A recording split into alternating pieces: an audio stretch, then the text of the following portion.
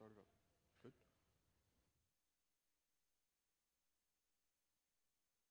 Good morning and welcome to today's New York City Council hearing for the Committee on Public Housing. At this time, we ask that you silence cell phones and electronic devices. If you have testimony you wish to submit for the record, you may do so via email at testimony@council.nyc.gov. Once again, and that is testimony@council.nyc.gov. We thank you for your cooperation. Chair, we are ready to begin.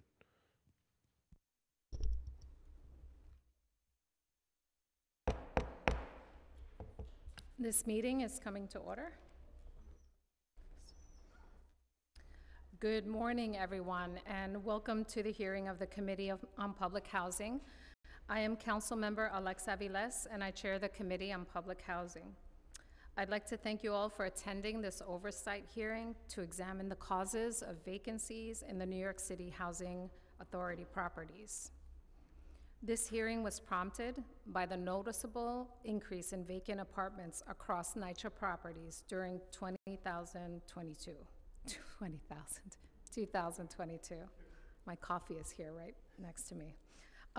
From publicly available data on the NYCHA website, at the beginning of 2022, NYCHA had just under 500 apartments labeled as vacant. By December 2022, that number had increased to 3,300 units.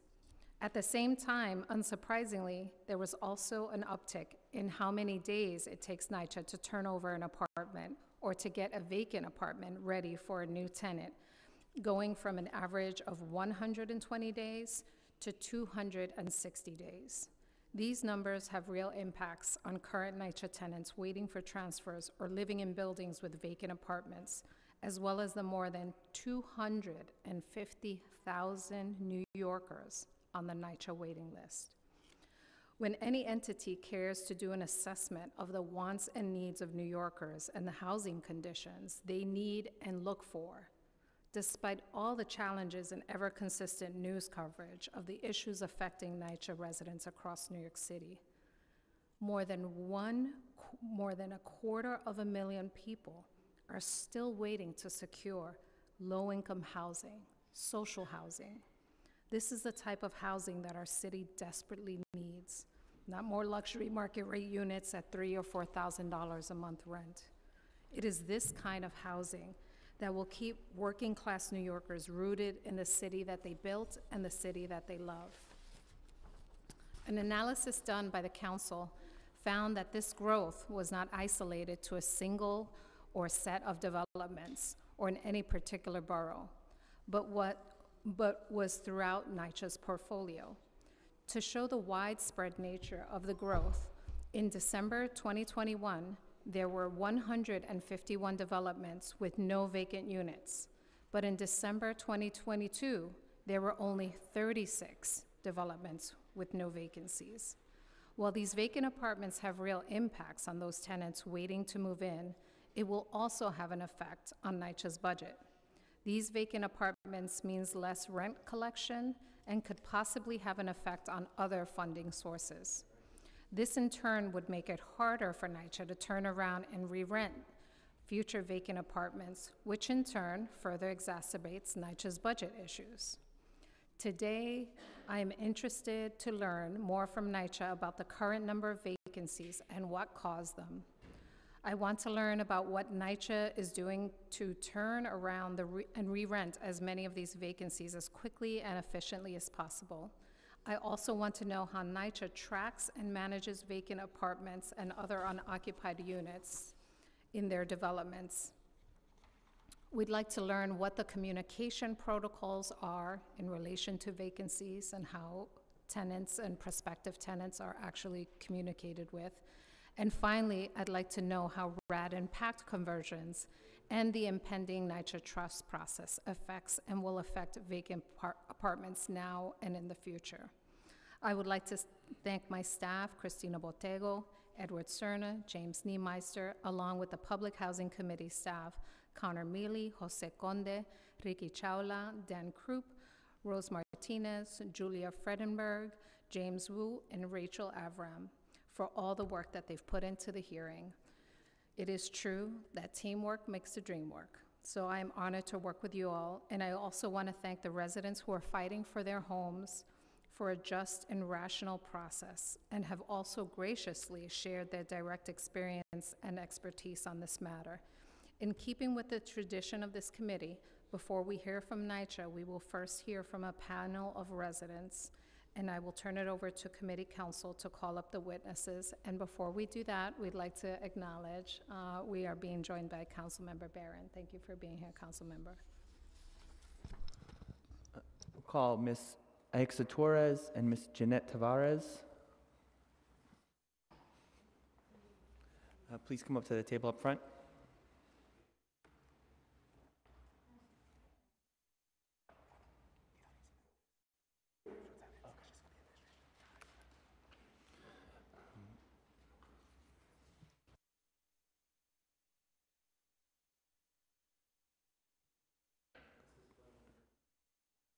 Ms. Tavares, if you'd like to start with any statement, and then the chair will follow up with any questions.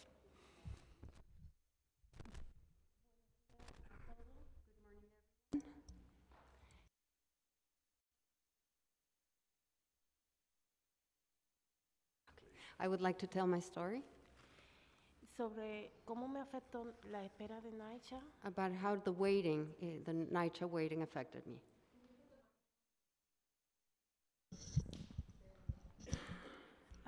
Mi nombre es Ginette Vina Tavares. My name is Janet Vila Tavares. Tengo 3 niños.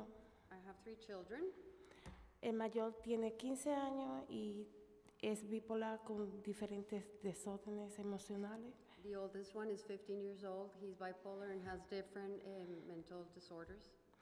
Mi segunda niña tiene 10 años, My second girl is 10 years old. tiene dislexia y tiene asma. She has asthma and dyslexia. Mi tercera niña tiene autismo. And my third one has autism. Y con todas las dificultades que tuve con NYCHA, tuve que estar en un refugio. Estuve en realidad en 2 refugios. And with all the difficulties I had with NYCHA, I was in 2 shelters. El cual es muy difícil con mi situación con niños especiales. El mayor estaba interno en el hospital Foley en Westchester. Which is very difficult with my children, and the oldest one was admitted in the hospital in Westchester named, ¿cómo se llama el hospital? Foley. Foley Hospital in Westchester.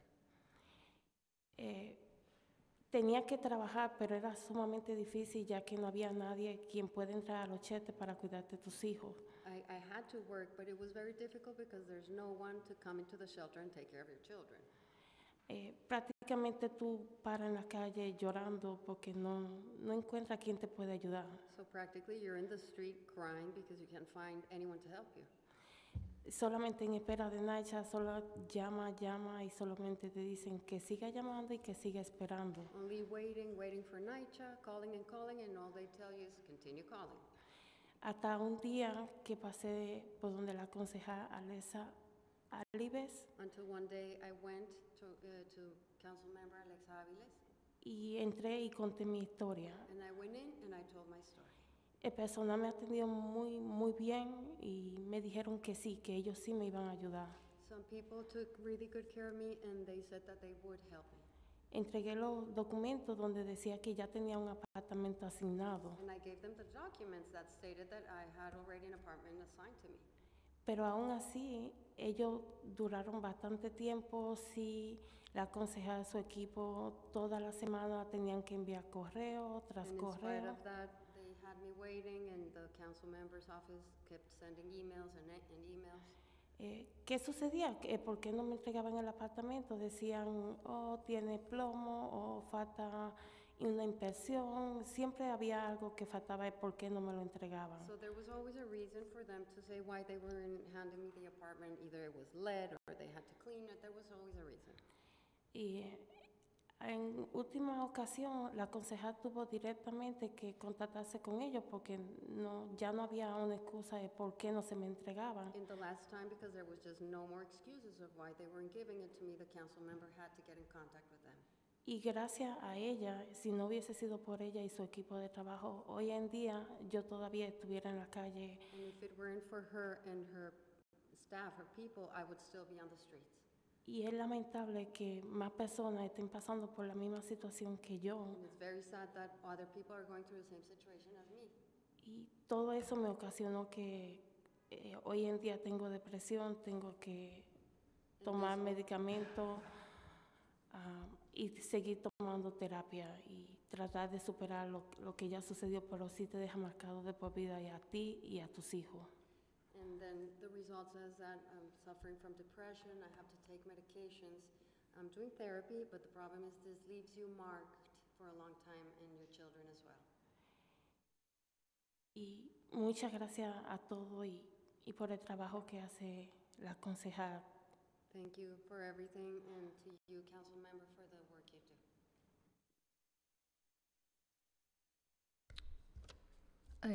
Muchísimas gracias por su testimonio. Thank you for your testimony, and I'm going to speak in English, and I'll allow you to translate just for the other listeners as well. Thank you for sharing your story and for your patience and your courage. I'm sorry that you had the experience that you had, and we are working very hard to. Thankfully, you are in an apartment now. Can you clearly, for the record, tell us how long did you wait until you were placed in the apartment? ¿Cuánto tiempo esperaste hasta que llegó el apartamento? Sí, luego que ya el apartamento fue asignado fue en marzo 1 de 2022 y So fue once the apartment was assigned, it was in March 1st of 2021, y fue entregado en el mes de septiembre de 2022. and they gave it to me in September of 2022. Pero en todo ese momento estuvieron trabajando conmigo la concejal de otra manera, como les digo, no hubiese tenido el apartamento porque solo me decían que estaba en espera. En una ocasión el chete llamó para confirmar de que sí, que si yo tenía ese apartamento asignado, y ellos respondieron que no tenía ese apartamento asignado. Perdóname, trabajo. So the council member was working with me while I was waiting, and in one instance, the shelter called, and they said that no, the apartment had not been assigned yet. That no. Who called you? ¿Quién llamó al shelter? From the NYCHA? Sí, llamaron, el chete llamó a Naicha para confirmar, The shelter called NYCHA to confirm, porque yo decía que tenía un because apartamento. I kept saying I already had an apartment assigned. Y ellos llamaron para confirmar, ellos le respondieron de que no era cierto que yo tenía un apartamento en ese edificio. They called to confirm, and they said that it wasn't true that I had an apartment in that building. Para mí fue frustrante porque yo estaba en espera de ese So apartamento for me, it was very frustrating because I was in waiting of that apartment. y tuve que llamar a la concejal y a su equipo, y ellos llamaron a Naicha para ver por qué hicieron eso, y So I had to call, the council member had to call with her team. They called NYCHA to see why they had done that, no dieron explicación. but they gave no explanations.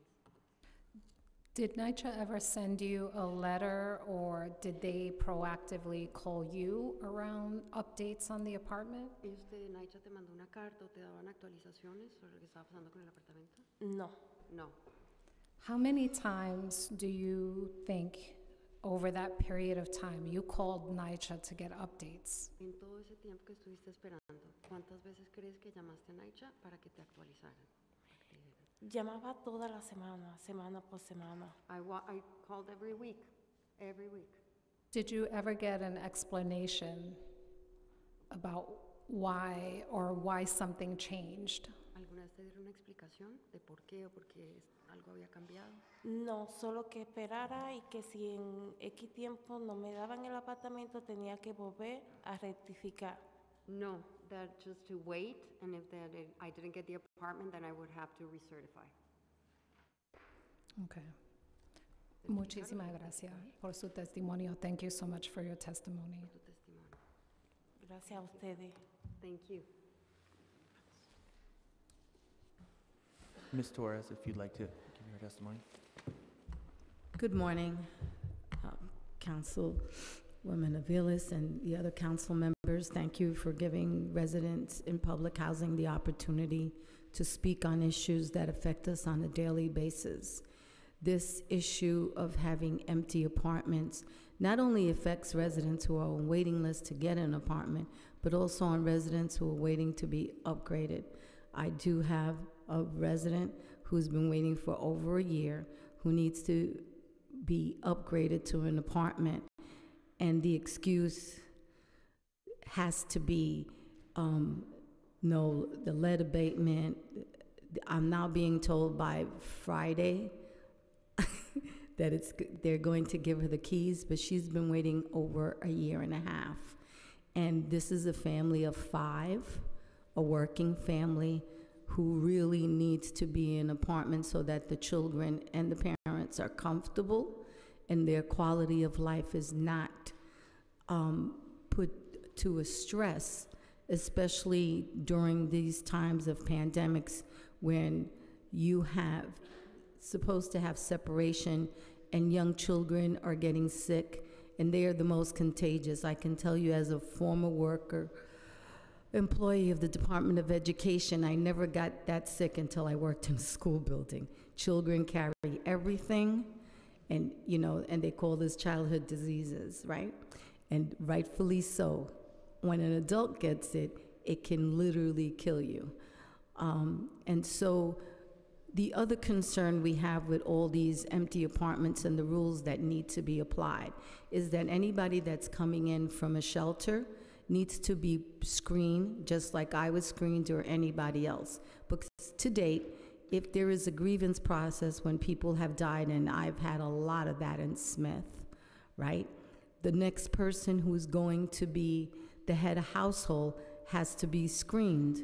We have families that have a lot of issues and they need service. We cannot continue to take on everybody without having the support services in our developments to help those families. Sunday, I spent a good 30 minutes looking out the window. I had 4 police, an ambulance, 3 phone calls from the building across from me because someone was having a spiral, right? And this is very common in Smith houses, and I'll talk about Smith, but also we have mental health issues across our district, and I'll speak for Manhattan South as the chair of Manhattan South District Council of Presidents. I've had TA presidents that have actually been physically assaulted, right?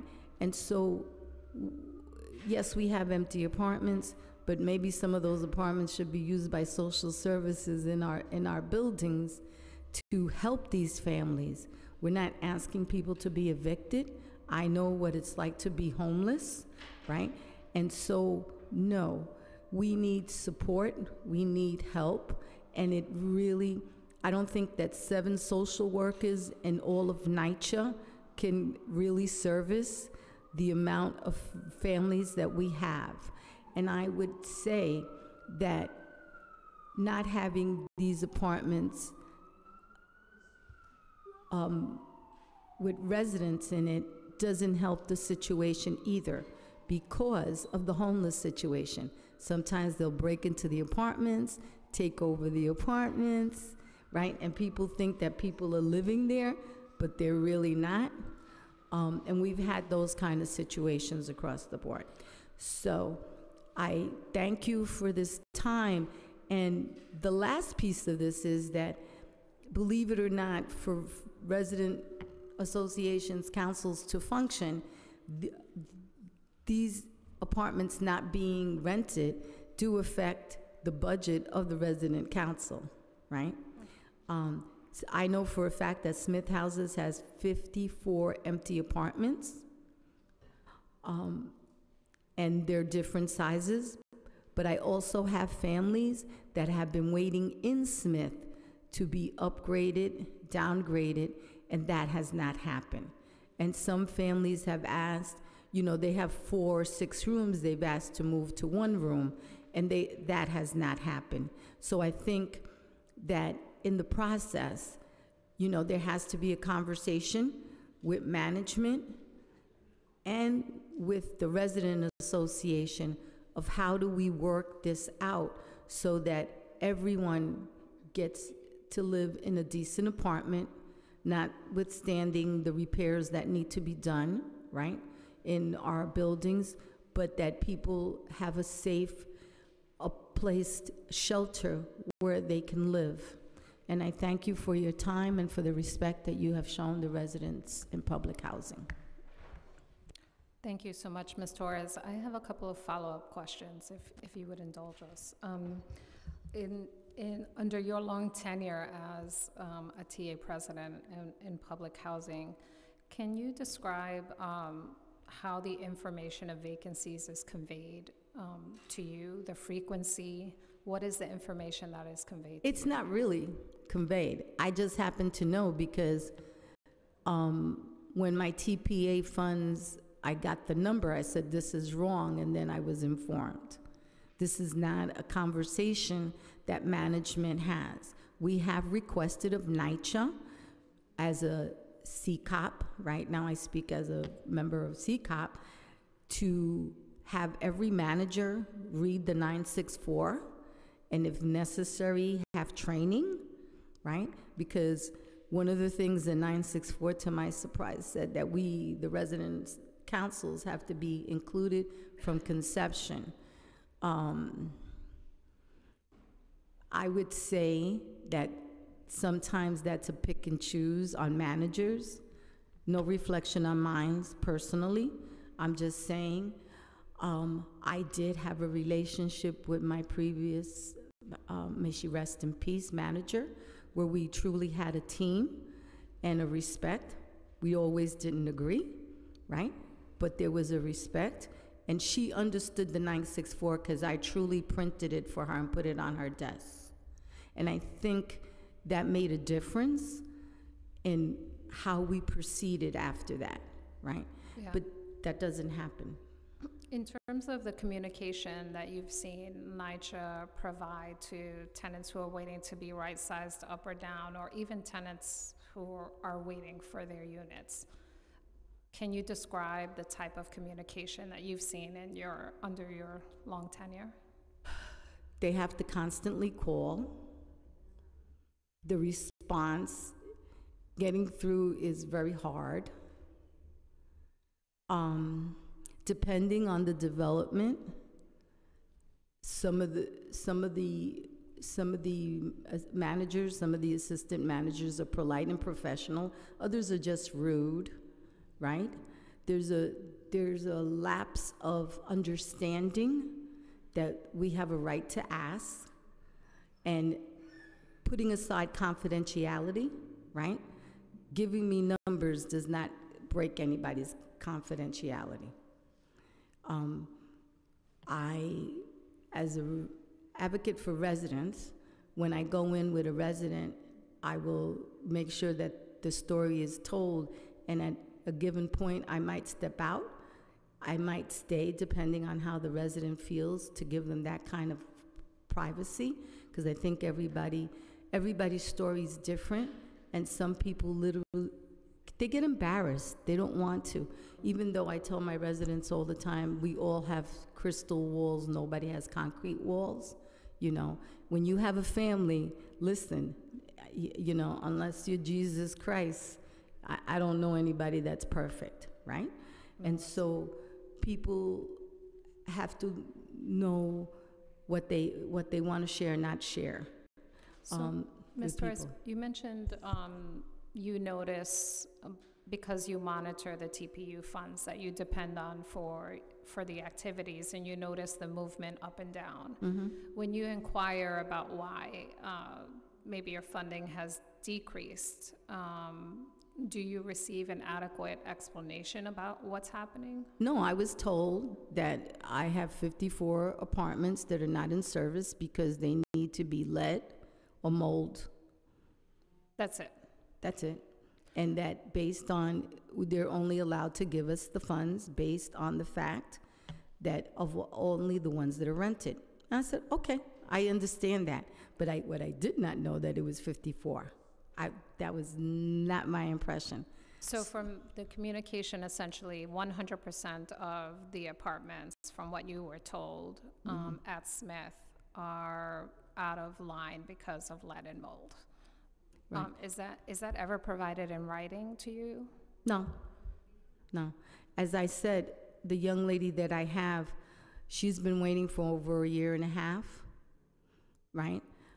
She has a family through. She's a lovely young lady. It's a nice family, and she's been waiting, and I mean, she's come to the TA room like crying, like, because she's been waiting for this apartment, and she was shown the apartment that she was supposed to go into, number one. Number two,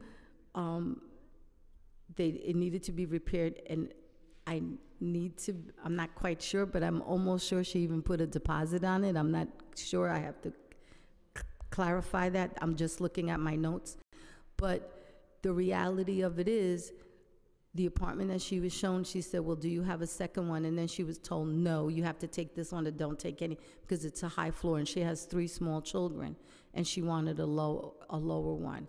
There is one vacant on her floor right now that would suit her, which would mean that NYCHA would probably save $300 to help her move or whatever, but it would save money and time because she would just move from one apartment to the other. Historically, we used to do that, where people downsized, upsized on the same floor with their neighbors, so you kept your same neighbors and you were alive.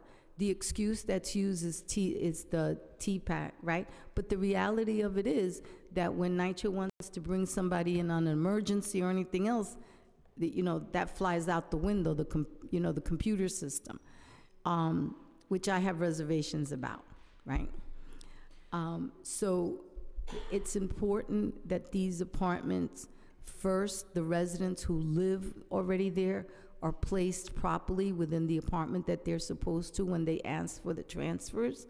And then when they bring in residents who might have issues, that they come in with a support and not just thrown into a community that then everybody has to deal with the issues and the problems that they bring with them.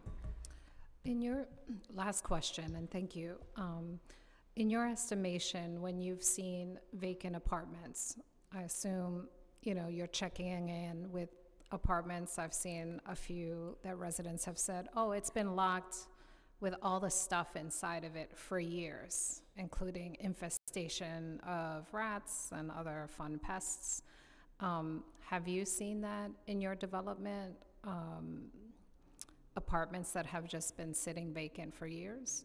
We have apartments that have been vacant for years, but I will say this much for the staff in Smith, when there's a vacancy, they really go in and they clean the apartments.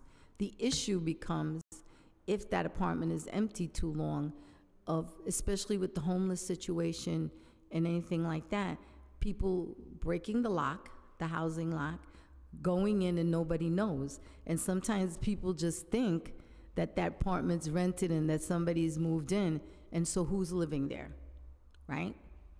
And that becomes the issue. But in Smith, I can say, in terms of the maintenance staff, we don't have any apartments that we have that are overfilled is because the resident who lives there,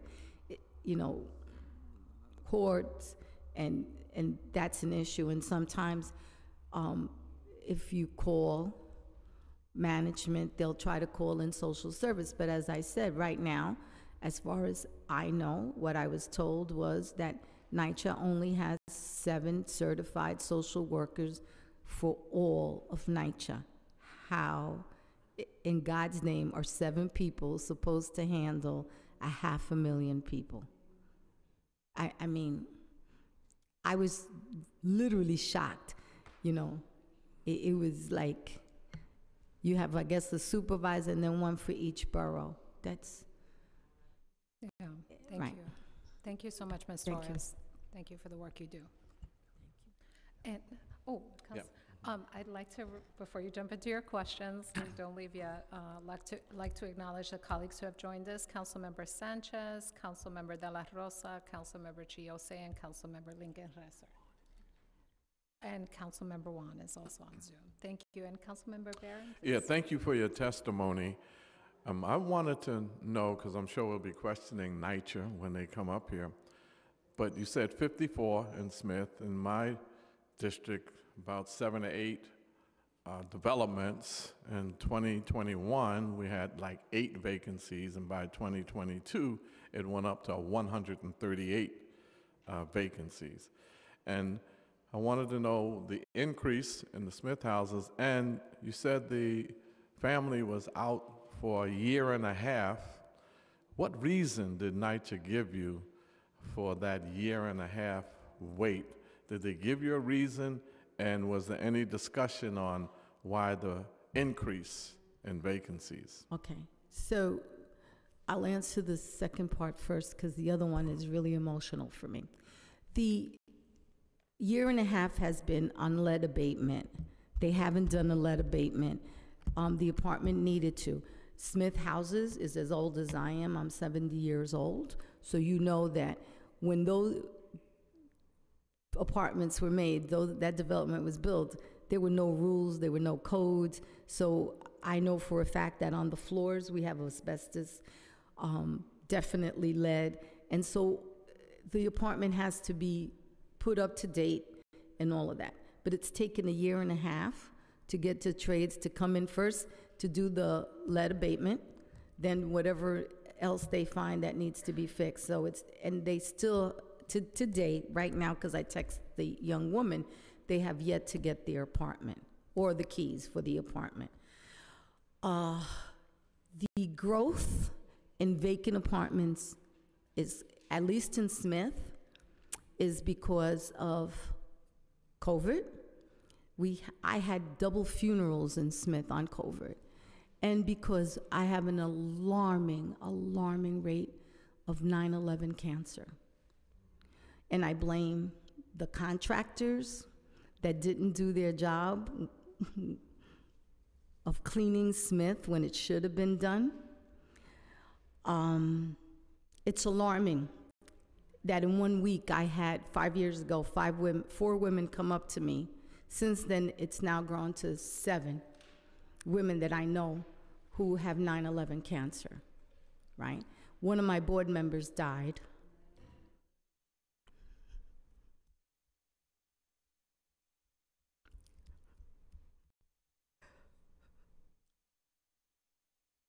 Of 9/11 cancer. She lasted 30 days from the time that she was diagnosed.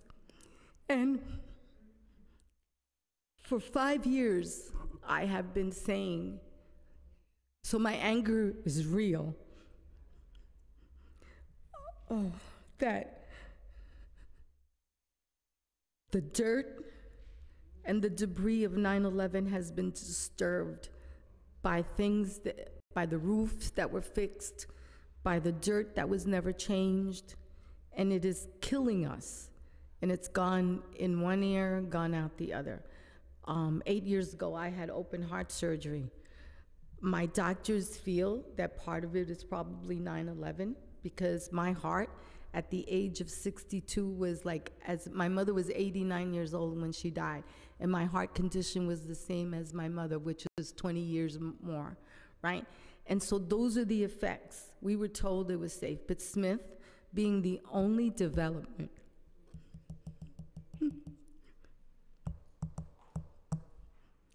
in Ground Zero, has experienced. So I know that some of those 54 apartments are apartments that residents who have died from COVID or from 9/11 cancer. That, I mean, it's alarming, right?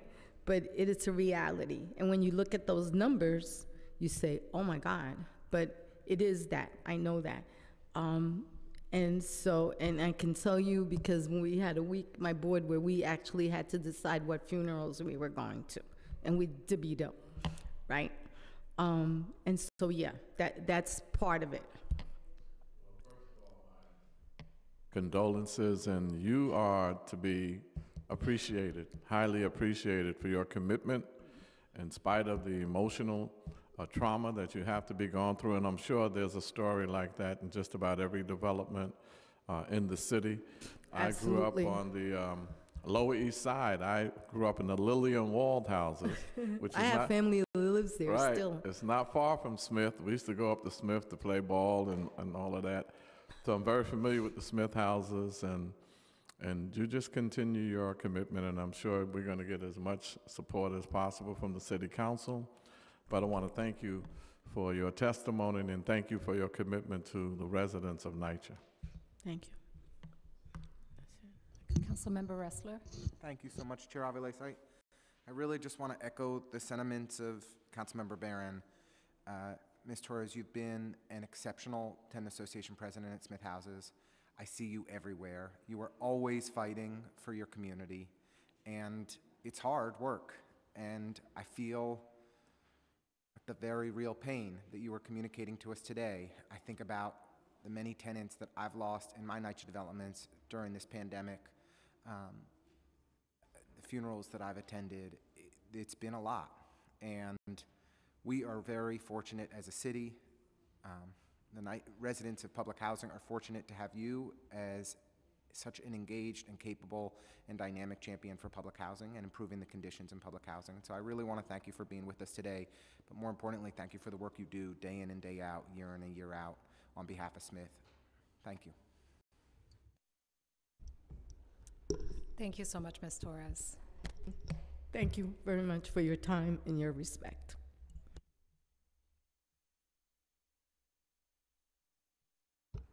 So at this point, we'd like to call the representatives of NYCHA.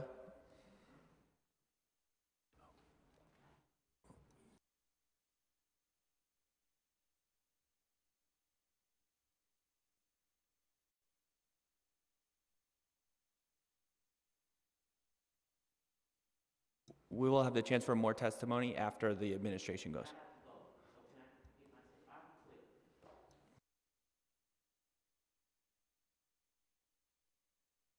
Just 1 second, yes.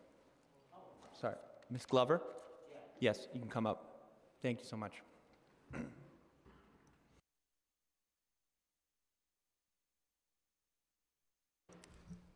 Thank you very much for letting me speak. I wasn't originally going to testify, but I'll be quick. When I heard that this was a hearing to examine the vacancies in NYCHA, at Washington Houses Tenant Association meeting on last week, I put it in a chat that this hearing was going to be taking place because I want the tenants to know what's going on. Not only am I a former TA president, but my mother was a TA president in the 70s, so I got to see how it works. Back then, management did their job. You throw something out the window, whatever you did, there was a penalty. So the tenants didn't have to have a TA back then. Management took care of everything.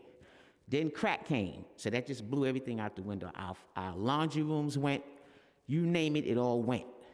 And these people were able to sell crack in these developments. Long lines, I used to hear about long lines in these developments. But anyway, getting back to the situation at hand. I think you need to have some house cleaning here at these city hall meetings. Let me tell you what I mean. When I watch you on the channel 74, a lot of times you can't hear the testimonies. A lot of times you can't hear when the council is speaking. It's extremely low. I put it all the way up to 100. Now maybe my TV is just cheap, I don't know. But it goes up to 100, and it's like you can't even hear it. This is 2013, this is not the Stone Age. So I think y'all need to tweak it, whatever y'all need to do in City Hall, do it, because there's people who can't get to these meetings physically, okay? So that's your housekeeping homework. When you had the workshop, when you had the hearing for resident engagement, I was here. I didn't have my paper with me. I emailed it to you. I never got a response from you. And that was major stuff, okay? Because resident engagement has moved over to participating residents in civic engagement and all this kind of thing here. They just shuffling along and singing a song. And so I try to come to these meetings so I can know what time it is, what's going on. And I tell the tenants, I share with them. I'm constantly sharing with them. but I'm learning a lot by being a sharer. They don't like that. So there's been some foul crap going on, and it's going to be dealt with. I can guarantee you that. One of the last things I'd like to say, most people like Amalika Samuels and different ones, when they hosted their hearings, they used to have their opening statement on paper. So I would appreciate it if you can put it on paper maybe before, because I can hang around to get a copy of that. I'd like to hear, that was an awesome statement you gave, and it needs to be on paper so that those of us that came can have a copy of it. Okay? And as far as vacancies goes, I'm not the TA, but I can guarantee you, sister, you look in this room and see how many people are here that are actually presidents, vice board members and stuff. It's empty.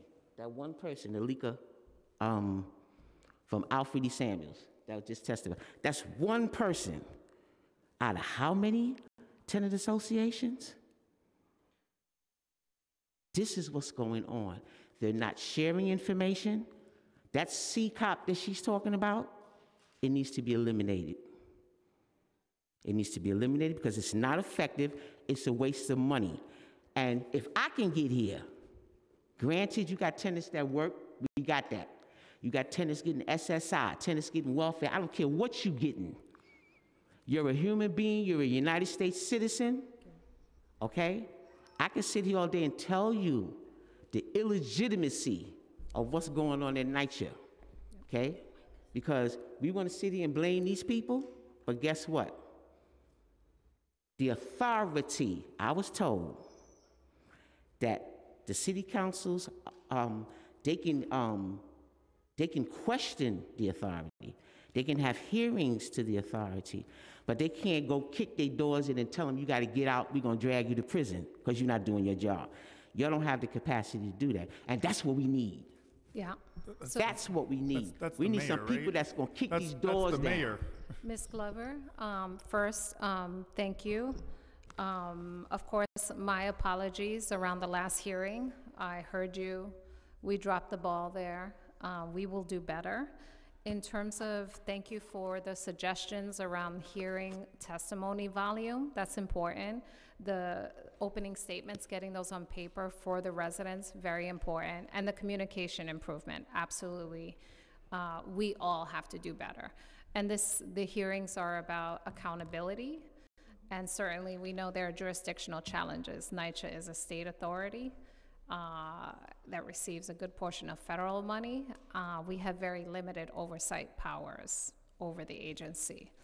But obviously our role here is to get as much information as possible, both so that we can improve the conditions of what we know is happening on the ground. It's not to beat the agency who is working on a daily basis.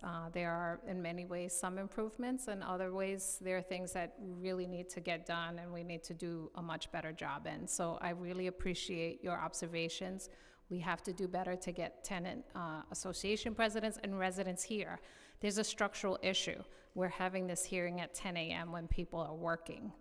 I can guarantee you there's a lot of tenants that don't work. We as a city council, this is a structural problem for people that are working in general. We have hearings during the day. As I said, I don't care if they're on welfare, SSI, SSD. I wouldn't care what kind of income they have. Yeah. The information has to get to the tenants. Can I say one more thing? Absolutely. Your opening statement, can I have a copy of it Oh, for before I sure. leave? Happy to do that. Thank you. My team will follow up with you, but thank you. And I guess with that, we will move to the agency. No questions from anybody? So the person that can hold NYCHA accountable Uh-huh. and really fire some people or put some new people in place is a man named Mayor Eric Adams. So we should look into calling that office and applying some pressure on the administration. First of all, I know that you probably work very hard, but the fact that you're chewing while talking to me shows me what this council is about. And on that note, I'll be waiting for the copy of your opening statement. Thank you so much. Thank you so much. And now we'll move to the NYCHA team.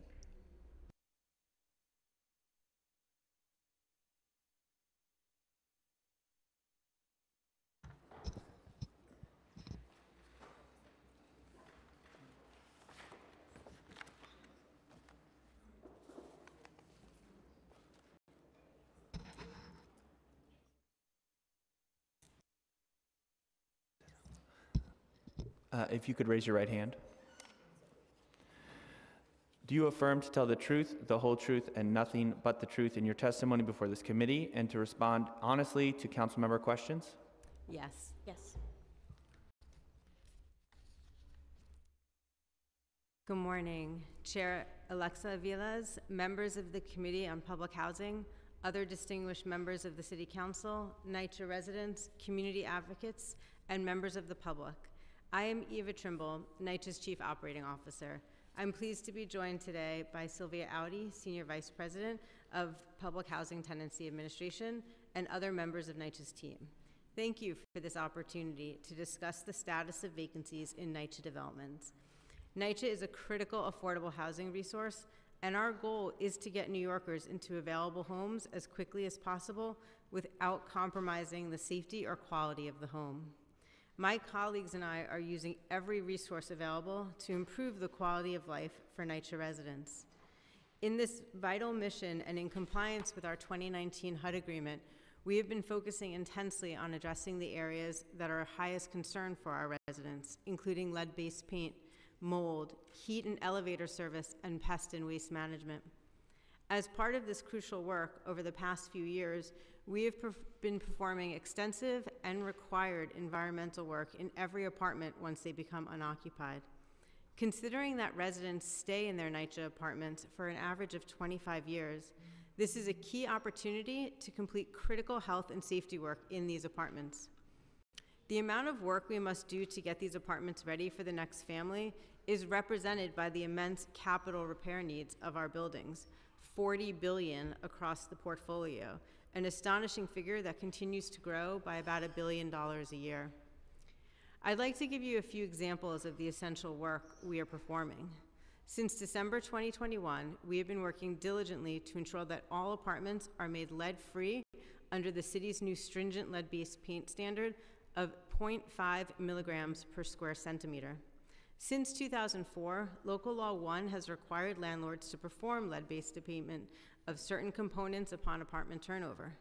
NYCHA's policy is to abate all components to make an apartment lead-free for the new resident. In 2019, the City Council enacted new legislation that reduced the lead paint standard in New York City from 1.0 milligrams per square centimeter to 0.5 milligrams per square centimeter. This new lead standard took effect December 2021, and NYCHA immediately began testing and fully abating vacant apartments to meet the new standard. When an apartment turns over, our Healthy Homes team conducts a lead inspection using this new standard. If lead paint is identified, the apartment is scheduled for abatement. From December 2021 through January 19th, 2023, Healthy Homes has cleared nearly 4,500 apartments at the new stringent standard, with about a quarter of those requiring abatement.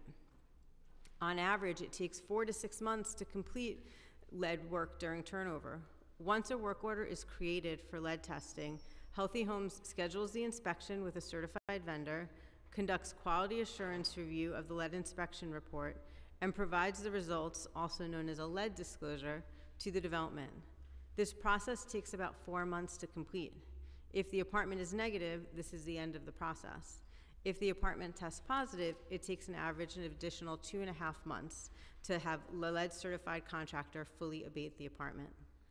In 2023, Healthy Homes is taking steps to shorten this timeline, including adding more resources to review testing reports, adding new abatement vendors, and most importantly, proactively testing tens of thousands of apartments at the 0.5 milligrams per square centimeter standard, so they don't need to be tested again at apartment turnover. Since December 2021, NYCHA has proactively tested approximately 30,000 apartments at the standard and expects to test an additional 40,000 before June 2024. While the practice of eliminating lead paint adds additional time to the apartment turnover process, it also means that every resident will move into a new apartment that is free of this environmental hazard. Our work in this area is transformative, an accomplishment that addresses long-entrenched issues and dramatically benefits residents. We are also required to ensure that vinyl asbestos floor tiles are properly abated during the turnover process. Asbestos work is performed whenever there are broken or damaged asbestos floor tiles in an apartment. We abate around 30 vacant apartments each week to meet these requirements. Since December 2021, we have abated asbestos floor tiles in more than 2,000 unoccupied apartments.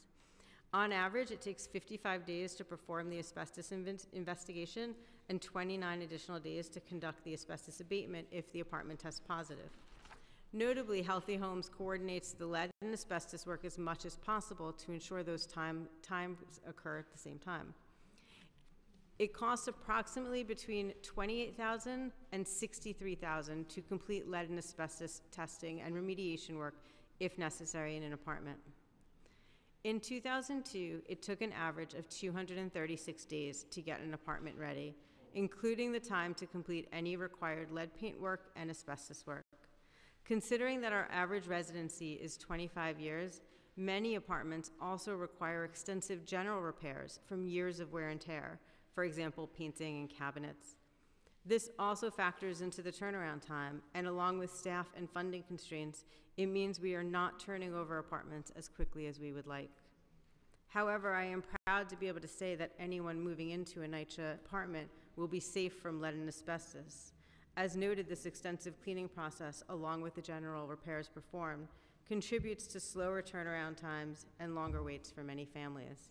NYCHA is a critical affordable housing resource for New York City, and we understand the implications of this delay. The previous practice was to match prospective tenants with apartments as soon as the apartment was vacated. This left many families waiting far too long, often many months, before they could move into an apartment. Therefore, last spring, we instituted a policy change to no longer match prospective tenants to apartments until homes were turnkey ready. This reduces the amount of time between when residents are matched to apartments and when they can move in. As of January 16th, 2023, there are 5,964 unoccupied apartments out of 161,585 apartments available for occupancy. This is a 3.7 vacancy rate. This includes 1,662 apartments that are matched to households.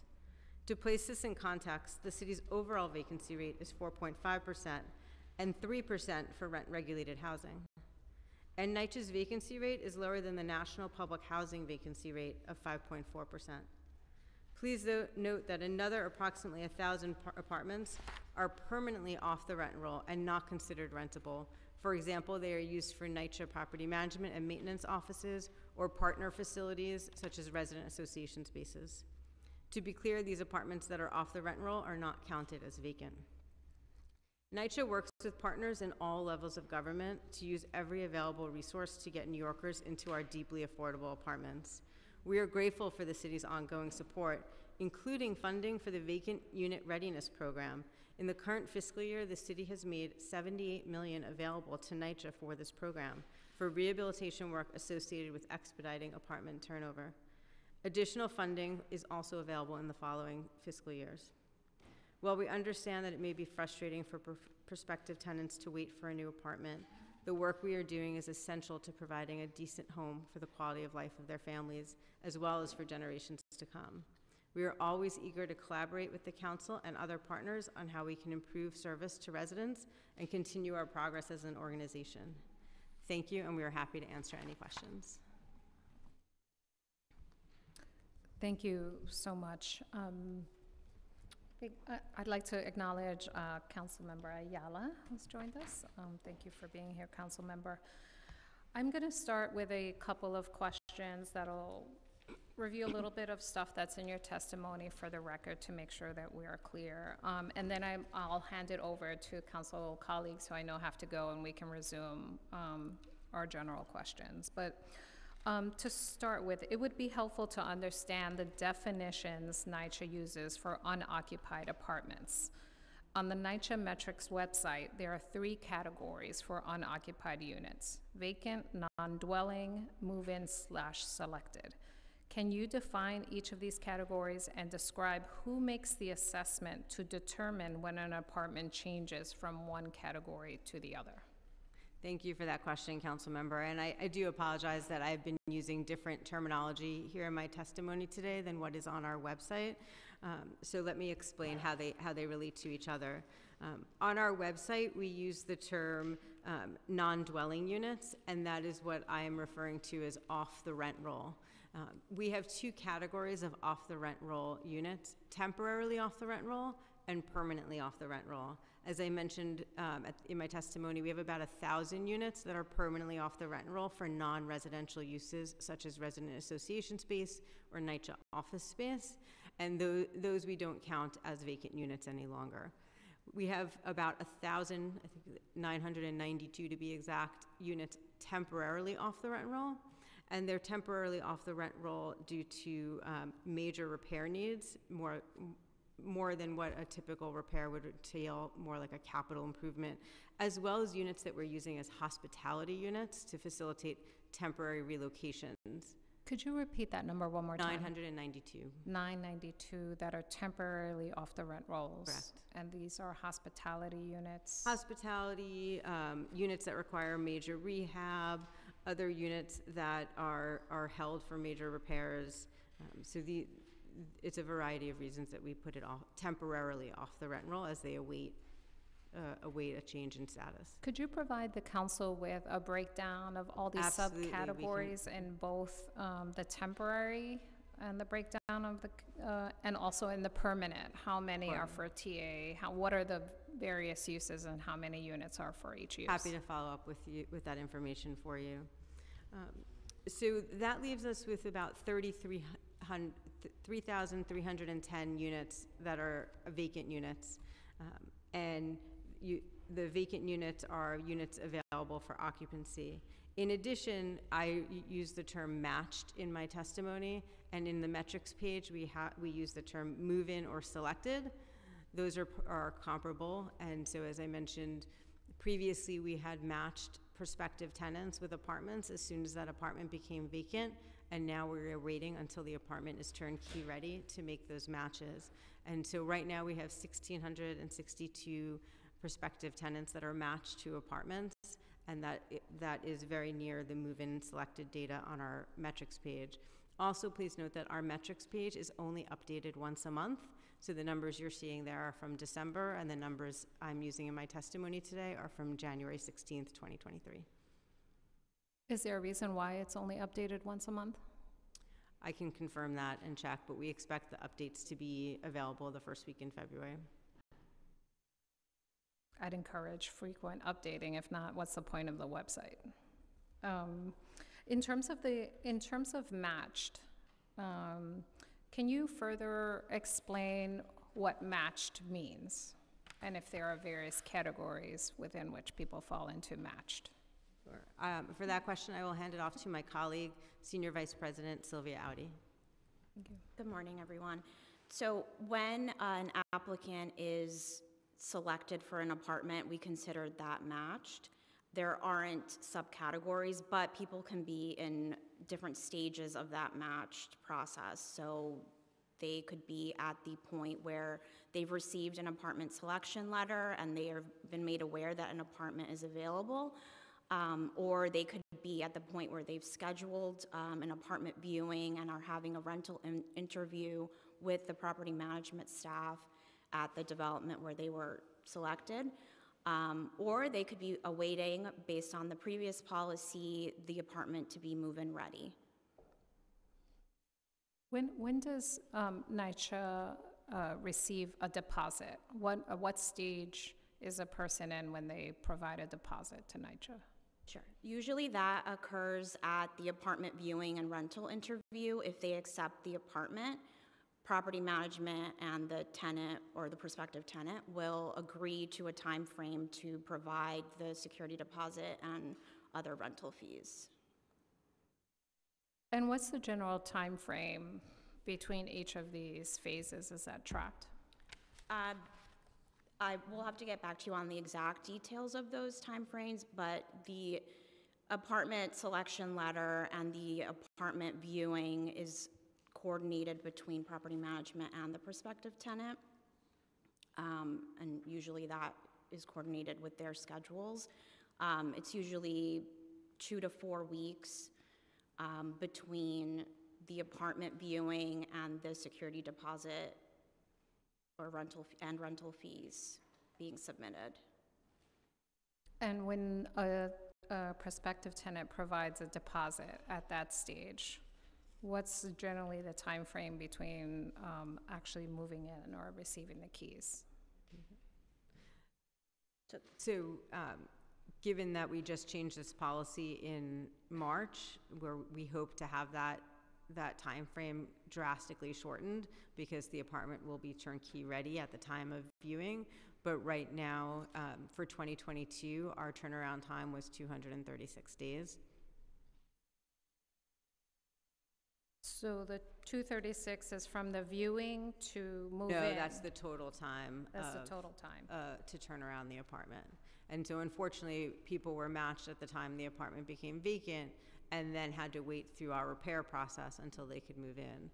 And now we've changed that in order to dramatically reduce that wait time. I think we're probably going to return to this because we've had a good number of instances where people have received keys, or no, they've provided deposits and have waited inordinate, more than a year.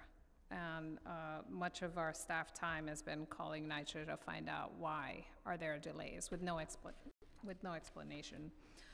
So I'm going to move on and just ask a few more, and then I'm going to turn it over to my colleagues. Thank you for your patience.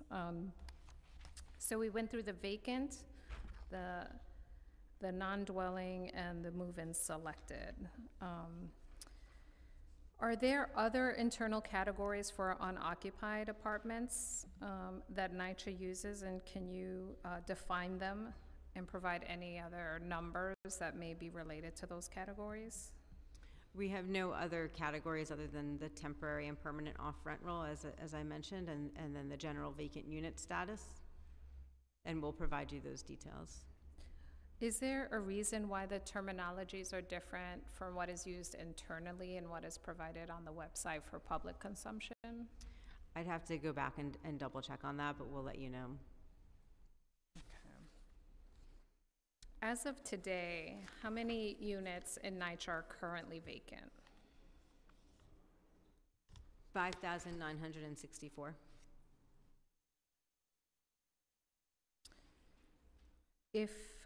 I think I know the answer to this, but I'm going to indulge the question just for the record. We just reviewed this, but if a unit has been reserved for a tenant, they've been matched, who has paid a deposit, is that still part of the vacant unit count? Yes. And we have 1,662 out of that 5,964 that are matched.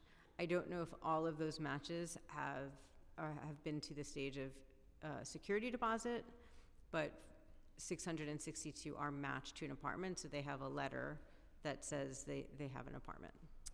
How many apartments have been vacant for more than a year? Out of the 5,964, we have 98% of the units have been, most of them have been vacant less than a year. Sorry, hold on one second.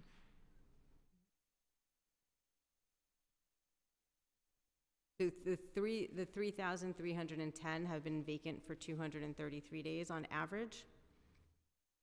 And 98% of the units have been vacant for less than 3 years.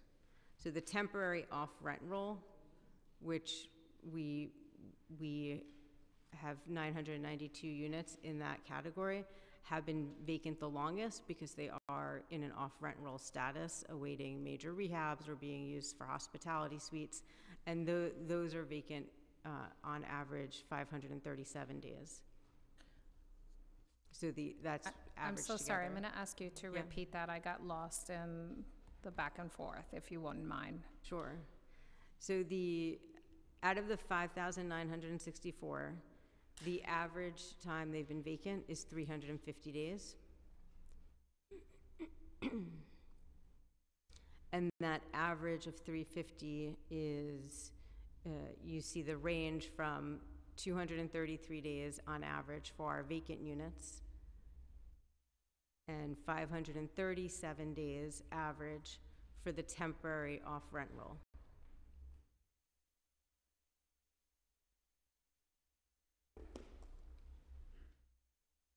Okay, I think we're gonna probably get back to these numbers, because, Sure, and we can provide the details, after the hearing, we can send you that information offline. right, I think I'm a little stumped by the 537 days that are off rent. Why are they vacant? What is happening Those are the there? units, the temporary off-rent roll we are using them for hospitality suites to Right. facilitate emergency relocations. They are awaiting major rehab, usually capital improvements. Some of them have been fire damaged and therefore require more extensive rehab, or are awaiting, fire marshal determination that we can proceed. So there are other aspects of the temporary off-rent roll that we will share with you. Right, okay. I guess with that, I will turn it over to my colleagues. I'll have Councilmember De La Rosa. Thank you, Chair, for this important hearing. I have questions around transfers. We often get calls from constituents about transfers. Sometimes they're safety transfers, sometimes they're transfer related to health.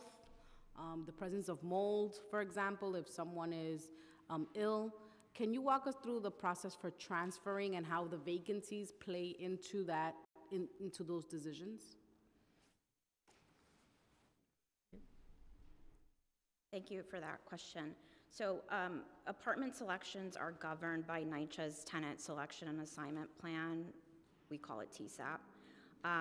It was designed to ensure that NYCHA processes all of our housing applications, so applicants and transfers, in a fair, objective, and non-discriminatory way, in accordance with applicable federal, state, and local laws.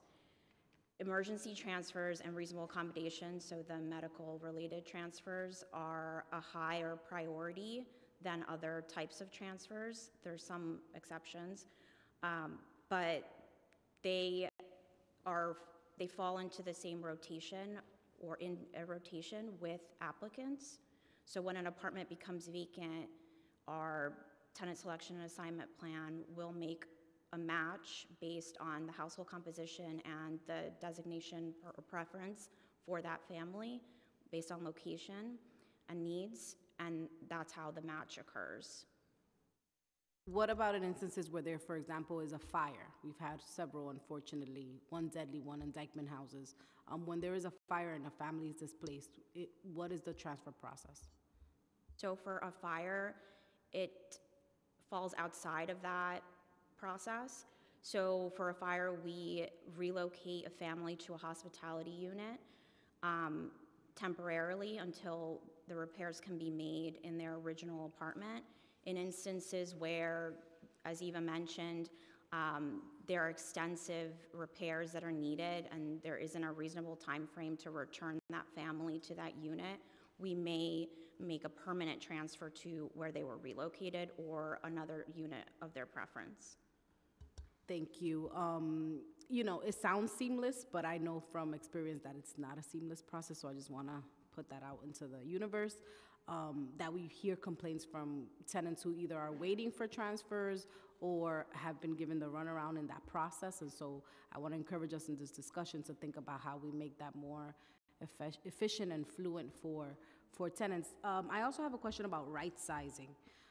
Can you sort of walk us through the process for right sizing and how it is determined that a unit is either the composition of the family has changed to the point where they need to right size, and how that process works in terms of communicating to families that they have to right size, or they're in the process of needing to right size. A lot of our families are non-traditional, right? You have grandparents raising grandchildren, you have children that are in the foster care system, you have so many different realities that these families face, and sometimes when folks are asked to right size or downsize, it can cause chaos, especially when there isn't a lot of information as to where they're supposed to go. Can you walk us through that process? Thank you, Chair. So I'll start with the household composition piece. So it's very important for the household to report to NYCHA any changes in their household composition through an annual recertification or an interim recertification. And that includes like children coming into the household or adults being added, most importantly for health and safety reasons, but also for appropriate apartment sizes. So in instances, in the scenario that you explained, a grandparent taking on a grandchild as a guardian, if they, for instance, are in a senior building and they no longer qualify to be in a senior building because they're children or younger adults in the household, that would fall into a transfer request for no longer eligible to be in a senior building, and that has a specific priority for a transfer. In instances where the household composition is reported as lower than the number of the bedroom size of the apartment, let's say they've only reported 2 adults in a 3-bedroom apartment, that's over-occupied. So in that instance, property management will have a conversation with the tenant to say, you are required to right size, but if there are other household members that NYCHA is not aware of, it's difficult for NYCHA to say, you don't need to do that unless we are aware of the additional household members. So it is very important and also a requirement for the households to report the proper household composition. Just one quick follow-up. So I've had cases, for example, where a family has 2 children, they grow, right? They're now 17 and it's a boy and a girl and they don't want them to be in the same room. How is that situation considered when a unit becomes vacant in the development, in the complex? Would that family be eligible for a transfer? They have to request it. So NYCHA will not proactively reach out to the household to request or to propose a transfer to a larger apartment. They can request for a transfer to a larger apartment. There are several different priorities for all the different transfer types. That doesn't fall higher than a safety or emergency transfer or a medical transfer. Thank you, Council Member.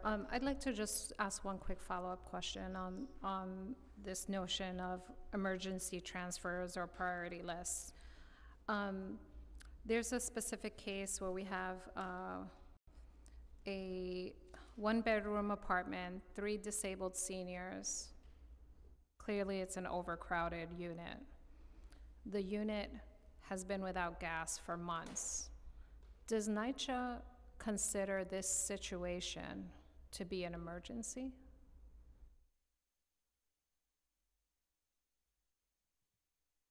It doesn't fall under our established tenant selection assignment plan, but in that situation, without knowing additional details, if escalated, that's something that we would look to relocate the family temporarily while any issues in the apartment were addressed. If there's a medical need, there would definitely be a reasonable accommodation transfer that could be created for that family to get them right-sized into the proper apartment.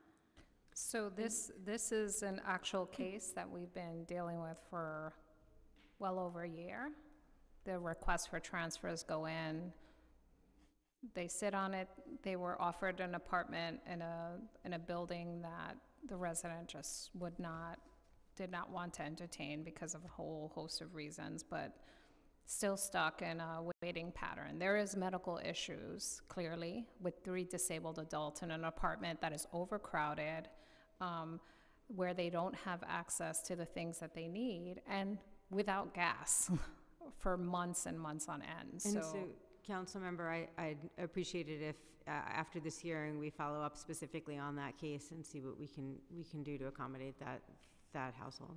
We will absolutely. We have a long train of communication with NYCHA on this particular case. I'd like to pass it over to Councilmember. Yes, Councilmember Chiose. I think you're next. I can't remember what's on the list. Thank you, Chair Vilas, and hello to members of the administration. I guess the first question I want to ask is, aside from RAD/PACT and lead abatement. Are there any other reasons in which there are vacancies within these NYCHA developments, and what are some of those reasons?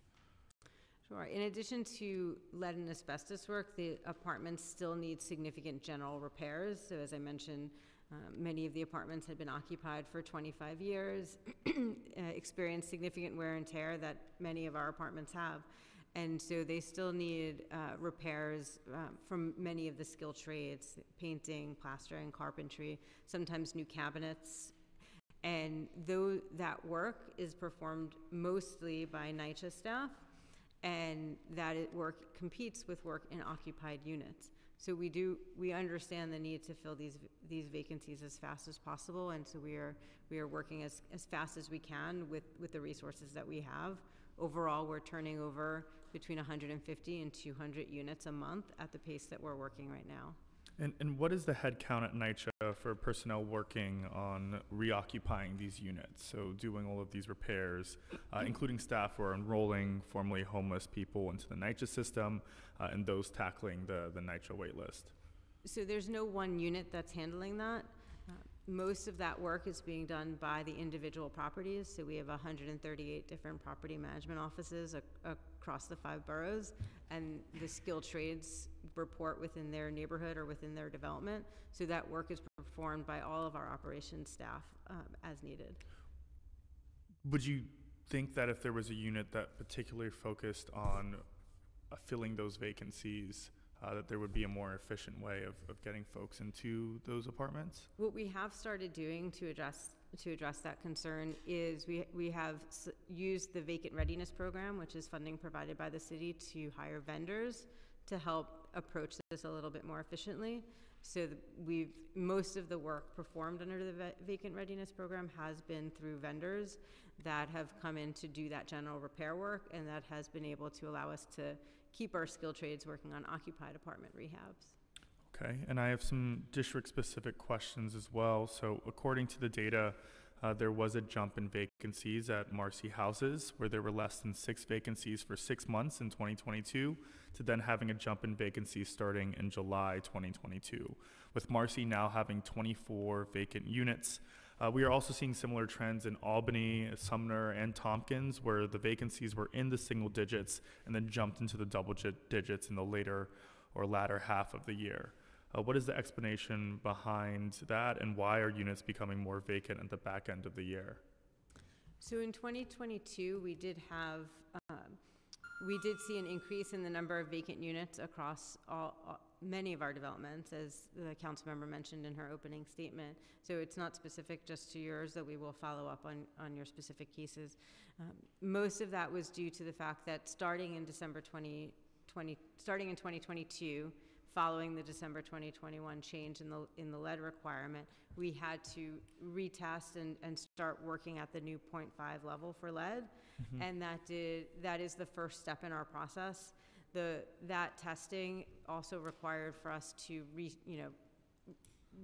rework with all of our vendors so they were prepared to do that work. We required new XRF machines to do the lead testing. So as we were gearing up, it was a slow start in 2022 that then picked up at the end of the year. In addition, we changed our policy. So 2022 was a different year for us for apartment turnovers, as we were adapting to the new lead standard. And then we did get the money from the city for the vacant readiness in order to have those contractors come on board, but we still needed to go through the JOCS process, get those contractors on board in hopes of catching up. And I think as I said, now as we're doing 150 to 200 units a month, we are starting to catch up on that. All right, and I have one more question, Chair. Is that okay? Obviously I represent a rapidly gentrifying community, and NYCHA is one of the only forms of affordable housing for many of the residents that are trying to stay within the community. And I wanted to ask, how is the agency selecting tenants for these units that have been repaired, have been through the lead abatement? Do residents of a neighborhood get first consideration, or is it through the regular process in terms of how tenants become tenants? Yep. As I mentioned, NYCHA uses the tenant selection and assignment plan to match vacant units to folks that are on the wait list. Okay, thanks. Thank you, Councilmember Osei. We'd like to recognize, we've been joined by Councilmember Rafael Salamanca. Thank you, Councilmember. Now, Councilmember Ressler. Great. Thank you so much, Chair Aviles. I have to say, you consistently hold hearings on exactly the topics we need to be engaging on, and I really appreciate your leadership. And I will just first also say, Eva, or Chief Operating Officer Trimble, you know, greatly appreciate your many years of service to our city, and have enormous empathy for the team at NYCHA who face extraordinary challenges. And you mentioned the $40 billion physical needs assessment and the capital needs that we know so well, but it's an agency that has suffered from decade upon decade of profound underfunding, and folks are trying, which I appreciate, but at the end of the day, it's our job to provide oversight on the outcomes. And you know, when I look through this math, and I like to make it as simple as I can for myself with this data, I am outraged.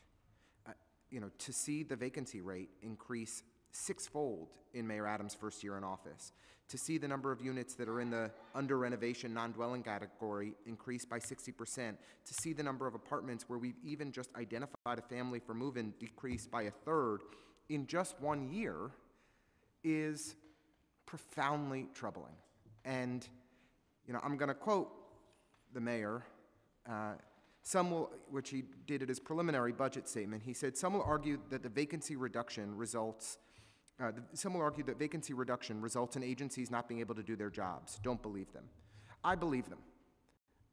I believe them. I know they are right. If you want to tell the 70,000 people who are in shelter, who are desperately in need of these NYCHA apartments, I believe they are right. If you want to talk about the tens of thousands of people that are desperately waiting for decades on the NYCHA waiting list, I believe them. They are right. Our inability to properly staff NYCHA is hurting families who need housing. We could move 10,000 people out of our homeless shelters immediately if we fixed up these apartments and got this work done.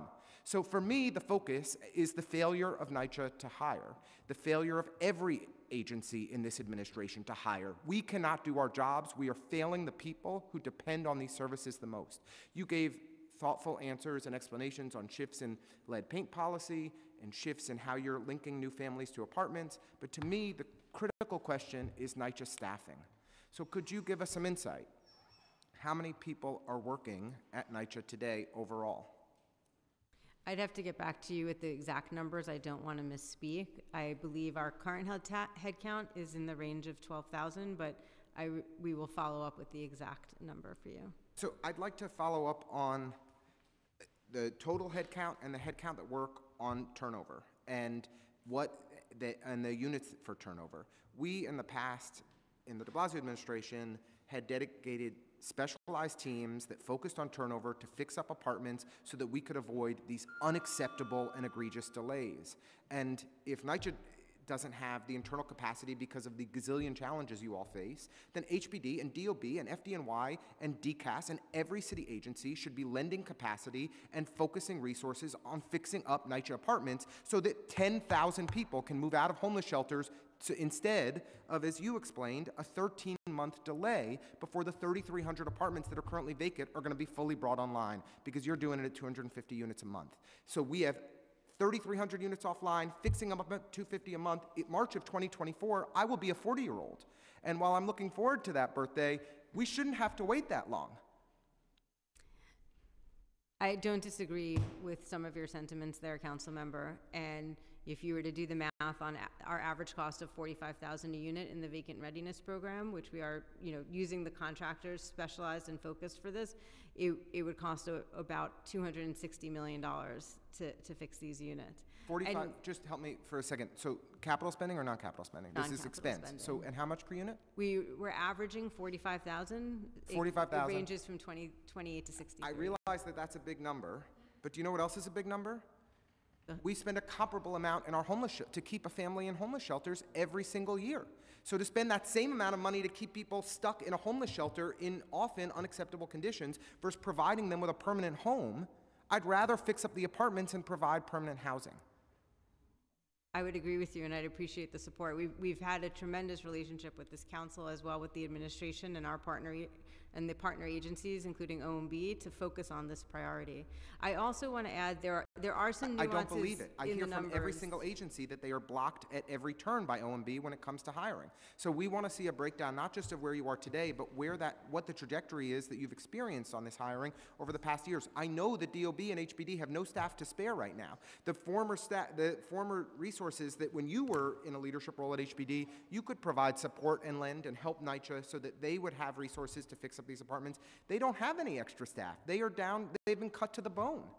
So we need to understand the trajectory of NYCHA staffing and the folks that work on these projects so that we can provide the rigorous oversight and we can fight in this budget to make sure that these apartments are brought online, because this is a crisis that is created by this administration and their failure to fix up the apartments. It is absolutely unacceptable that in just 12 months under Mayor Adams' rule, Mayor Adams' leadership, we have seen a 6-fold increase in the number of vacant apartments in New York City public housing. It is unacceptable. We should fix it in this budget. Thank you. Thank you. I appreciate your advocacy on our behalf. Thank you, Councilmember. Next, Councilmember Ayala.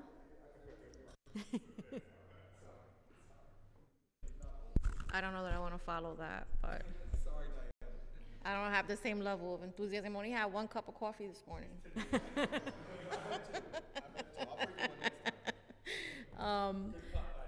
But kind of piggybacking off of what Councilmember Russell was saying, in the preliminary budget, we saw that there was a cut to the unit that is tasked with repairing vacant units and making them habitable, rentable. Do you know what impact is that going to have? Is that going to slow down your ability to rent those units? We don't believe we're going to see any impact in this fiscal year. We are on target to turn over 2,283 apartments as part of the vacant readiness program for this fiscal year, regardless of any cuts in the budget. Okay. Now, out of those 202,080 units, because you mentioned you had 5,900 vacancies? Yes. Right, a little bit over 5,900 vacancies. So can you explain to me how, guys, sorry. Could you explain, I'm a little bit confused and a little bit concerned about what's going to happen with the trust, because my understanding is that differently than how we have been doing PACT and RAD, where the repairs are made with a family still, in place, that through the trust plan, families are going to be required to move out of their units anywhere between 8 months and 5 years. How is NYCHA, I think we have 2,500 units that have been approved so far. How is NYCHA preparing to move those families over when the vacancy rate is so low? So our goal is to keep families in their community as much as possible, and so the goal would be to use vacant units within the developments that vote into the trust to facilitate those relocations and keep them close to their current communities. I mean, I'm looking at the vacancy rates in my district, and I don't see how NYCHA would be able to do that. These numbers are relatively low in terms of the number of vacant units. I mean, we still have to see the developments that choose to go through the trust, and we're happy to talk more with you about that process as we get closer. Obviously, we're waiting to see who votes into the trust, and we'll work with those developments and those families to keep them in their communities as part of the process as much as possible. But is NYCHA starting to reserve units as of now in preparation for the trust? We're evaluating all of our vacancies right now, obviously with these competing demands to house everyone. And we also are talking to many residents and resident leaders across the city about their interest in the trust. So we have to see who in the end will vote in. And I'm not in any way, shape, or form saying that I approve of the trust. I want to make that very clear. I'm just curious. Because looking at the vacancy rate and comparing that to the number of units that had been approved, it seems to me like we're going to probably run into a brick wall at some point. And my final question is, well, I think you answered that question, which was what was the number of estimated new applicant move-ins, which was, you said 250 a year move-ins? No, we're turning over units at about 150 to 200 a month. Okay, so do you know what the estimated number of new applicant move-ins is per year? In 2022, we moved in approximately 1,880 households. 1,880 households. That's great. The, last question, sorry, because I've been thinking about this. The eligibility for individuals living in shelter, right? They used to have first priority, and then under the Bloomberg administration, that policy shifted so that they would have some priority, but they would, basically, I think they had they were number 8, priority 8, which, meant that they were never going to get called. Has that changed, and has there been any conversation about changing that to ensure that families that are in shelter get first priority for those vacant units? So the priority did not change under the de Blasio administration. I mean, it wasn't reduced, it was elevated. So No, it was on the Bloomberg that it was. Oh, I'm sorry. So under de Blasio in 2014, the families experiencing homelessness priority as referred by DHS have an N0 priority, or a W0 priority if they're a working family. And they have the highest priority along with other city referrals. And so for that applicant list, they do have they maintain the highest priorities still. I was told that was only under that only happened if a social worker or a city agency was referring that individual to NYCHA. That's correct. It happens, the referrals. So not every person that is living in shelter that applies for public housing is getting that level of priority. That's correct. It has to be city referred by Okay, DHS. so I think that's my question is there any conversation about changing that and reverting back to the original rule, which automatically made shelter residents eligible and gave them a first priority? We can take that into consideration and explore that. I appreciate it. Thank you. Thank you, Deputy Speaker. Next, we'll call Councilmember Salamanca. Thank you, Madam Chair. No, I was having a conversation with my colleague, because, when I look at these numbers, I mean, look, in 2021, my vacancies were 36, and in 2022, my vacancies are 153. It's extremely high. But I just find it unfair to blame this current administration when the past administration, was there for 8 years and knew the failures of NYCHA, and it was through their failed policies and kicking the can down the road that we're here today with all these capital needs in our NYCHA developments. So my question here is, in pre-pandemic, I read that NYCHA had a 90% or higher rate of collecting rent. Am I correct? I believe so, but I don't have the rent. And then that rate, when the pandemic hit, it decreased, correct? Yes. All right. Has NYCHA gone back to these empty vacancies, these vacancies, are they due to evictions that NYCHA has performed? Now that you are, No. collecting rent, are you evicting NYCHA residents who are not paying rent now? I don't believe we're doing any evictions right now, but I can't speak for our law department on that. So I just don't understand how in 2021, Adam Houses has 0 vacancies, and in 2022, they have 29. How is that even possible? So 29 families just moved out? I'm not familiar with the data that you're presenting, so I'm happy to follow up with All you right. separately to talk about the vacancies in your development. I just don't understand how in Jackson Houses in 2021 there were 4 vacancies, and in 2022 there were 22. There were 18. In St. Mary's Houses in 2021 there were 19, and a year later there are 41. It just doesn't make sense. Why are these apartments becoming vacant? Are families moving out, or is NYCHA evicting them? We, as all other landlords in New York City, we're under moratorium. We are not evicting.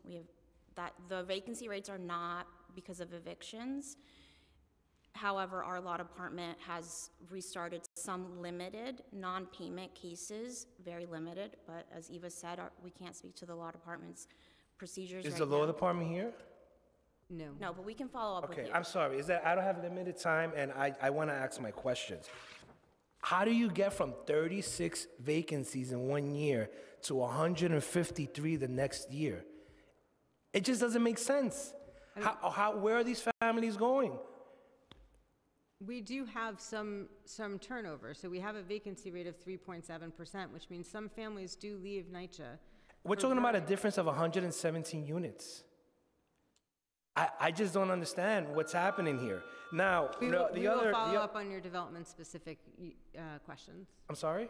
We will follow up separately on your I development-specific think, Madam Chair, I think in the future, when we have these hearings, we should request that NYCHA come with the appropriate individuals to answer our questions. Many city agencies tend to do that, say, well, we're gonna follow up, because they purposely do not bring the appropriate parties to answer questions because they don't wanna answer the right question, and in return, they say they'll follow up, and they never follow up.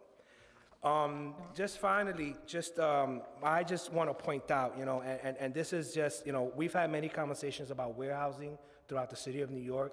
I've had many conversations with developers, with property owners, and their frustration is, and this is something that I think we as a council should take up and maybe speak to our state, their frustration is, there's a rent-stabilized apartment, you have individuals that have lived there for 10, 15 years, those apartments, when they move out, need many repairs.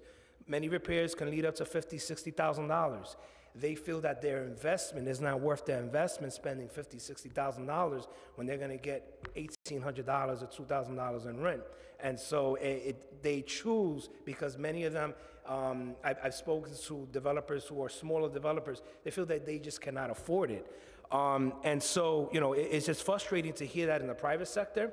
And it's frustrating to hear that in the public sector as well, when we're talking about, units that may need repairs of $28,000 to $63,000. And because NYCHA feels that they do not have those funds, they choose to leave those apartments vacant. With that, I yield my time. Thank you, Madam Chair. Thank you, Council Member. We will be, we have been adamant around following up on information that is outstanding at the hearings and making sure that becomes publicly available to folks. So thank you, and yes, we do require and want agency representation to come fully prepared to answer questions. I appreciate you. Thank you, Council Member. With that, I think we will resume into some of the other questions that we had. Some of them are moving back to setting baseline and getting clarity on the specific information again. Chair, can I ask one thing really quickly? And on the last note that you brought up, it's before we move on, I will pass it along to Councilmember Osei. Thank you so much. It would be really helpful if questions that were not answered in hearings were not only, responded to our offices, but maybe posted on a public notice board, whether it's your website, your Twitter, your social media, of questions that are asked in these hearings, so that people, not only us, can view the responses of them. I think that level of accountability would be great between both the council and the admin, and it also would be helpful for NYCHA residents and folks that care to know about what we are questioning within these hearings. Just a ask. Yes, and that's something actually we are working with council on to make sure it's publicly noticed, which hasn't been done in the past. So thank you, Council Member. So back to just some clarity on the non-dwelling category. Back to that. In terms of, can you tell us how many of the NYCHA apartments in this category are labeled due to renovations, and which ones are due to non-residential use? So the permanent off-rent roll category is any apartments being used for non-residential use are in the permanent off-rent roll category. The temporary off-rent roll use are intended for residential use, and in the case of hospitality units, are being used as active residential apartments. However, the rest of the category includes issues of apartments awaiting major capital repairs or have other hazardous conditions that we are working to abate. Right, and so we're going to get the breakdown of those two Yes, we'll send that all to you. distinctions. Right, we covered that earlier, thank you. How often are these apartments inspected? And how often is the status reviewed and updated across the three categories? So the distinction of putting an apartment on or off the rent roll is conducted by property management, depending on the needs of the apartment.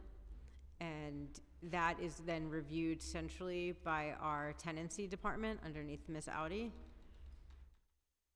And how often does that happen? When it gets designated into that category. So once the units are designated, they don't receive another inspection? I'd have to check on the inspection status, but once they're in that category, we do review all vacant units with our property management teams to determine next steps. So for example, major apartments awaiting major capital repairs would be evaluated for their capital timelines and other such needs. And are those apartments ever, is there a second opinion on those? How do you manage varied assessments on a unit? So the second opinion would be the approval of the tenancy department. And, it's started by property management and then reviewed by tenancy department. So is the tenancy department actually conducting inspections, or are they reviewing the paperwork that was submitted and making determinations based on that? We review the paperwork or the memo submitted with the request.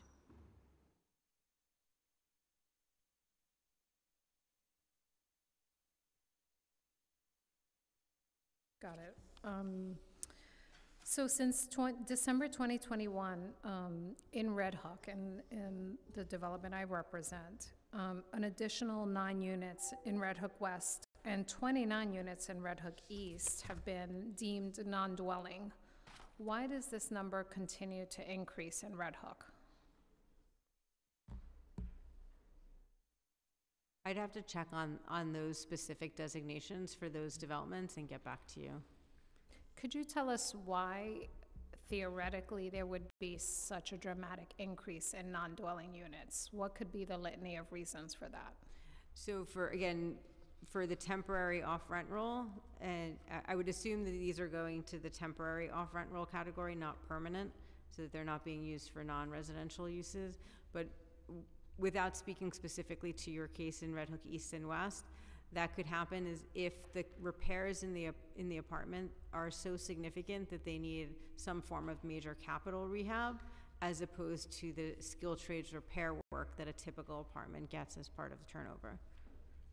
Got it. We'll follow up on that case. In terms of the mayor's publication from just last year, Housing Our Neighbors, a blueprint for housing and homelessness, the mayor outlines 5 key pillars to address the housing crisis in New York City, the first of which is to transform NYCHA. Transforming NYCHA then gets broken down into a few components, which includes transforming how NYCHA delivers services to its residents. Can you help us understand, who does NYCHA define as a resident?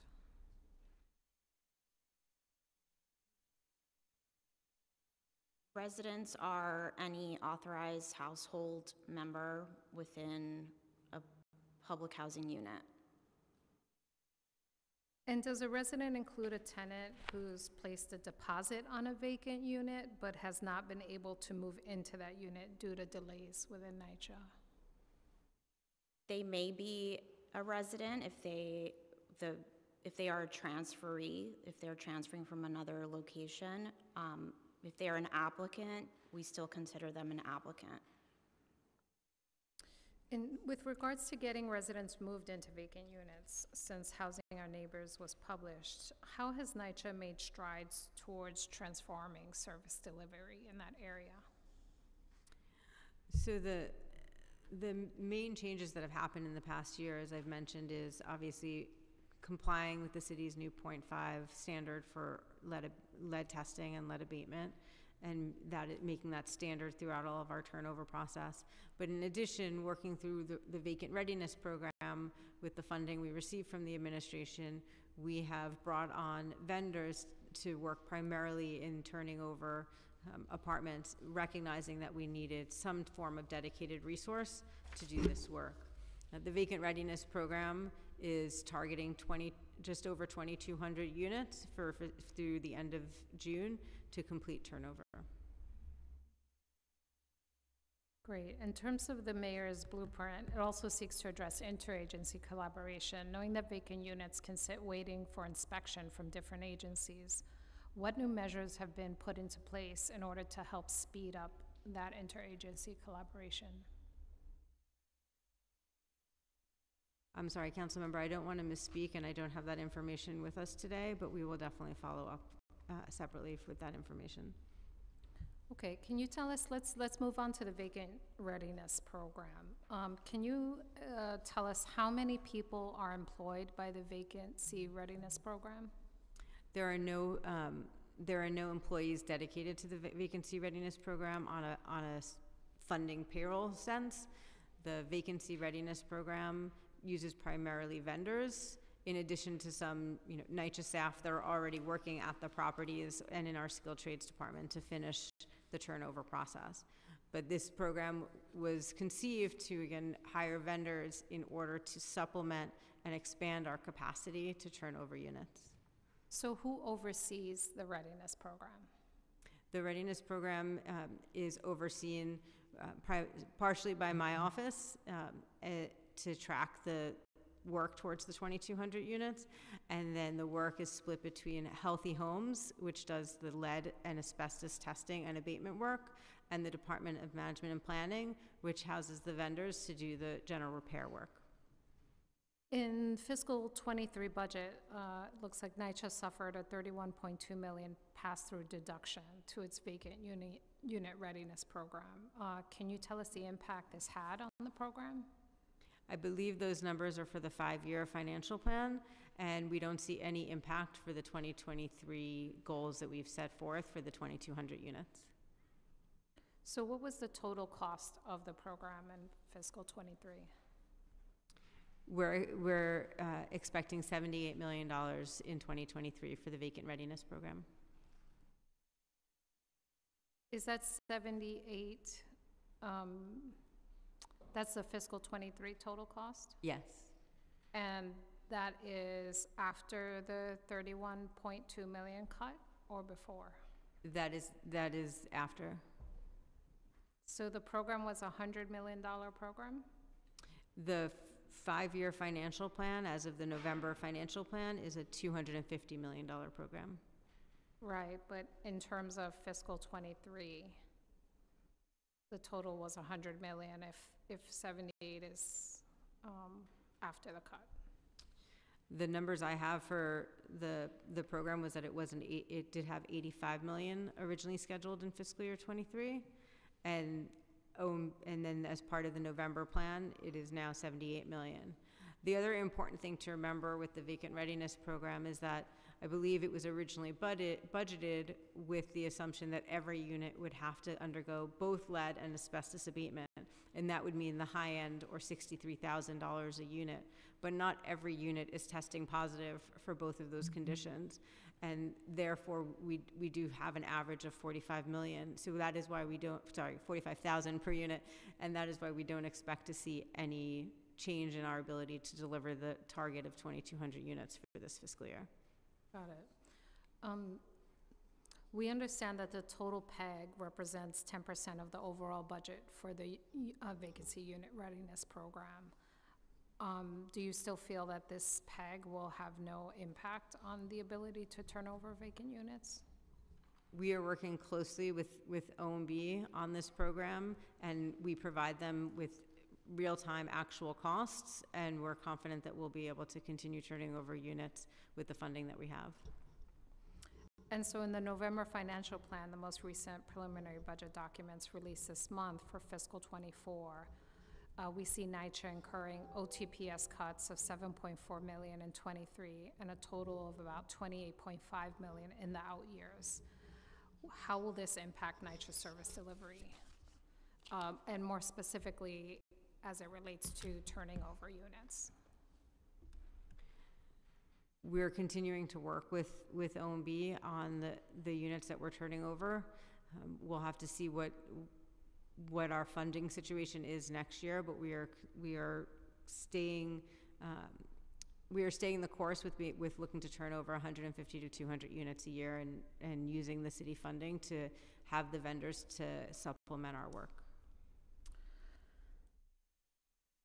I feel like I'm hearing you say we're gonna try our best. We don't know, without saying a cut in funding means a cut in vendors, means a cut in service delivery. The truth is, it's hard to say, again, because of the level of lead and asbestos. We have to see how many of the units will test positive and need the more funding versus not. OMB right now has committed to funding our actual costs, and we've been able to make that work. Of the 5,900 units, have they all been tested for? No, they have not all been tested yet. And so, I know in your earlier testimony you noted how many units had been tested over the last fiscal year.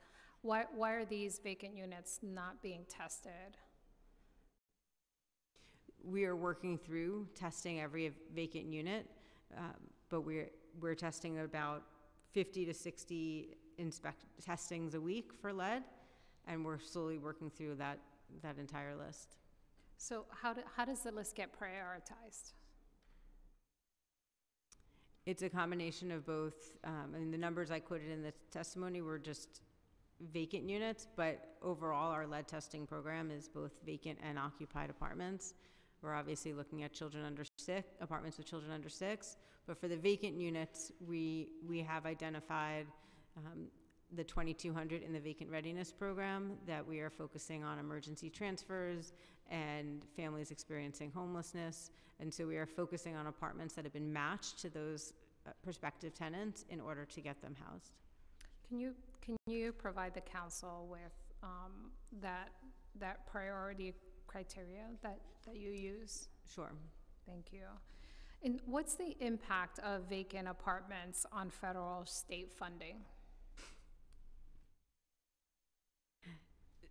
Right now, we have not seen any impact on our funding formulas from HUD based on our vacant units. The funding formula for HUD does have a component of vacant unit, but NYCHA has never had any funding withheld because of vacant units.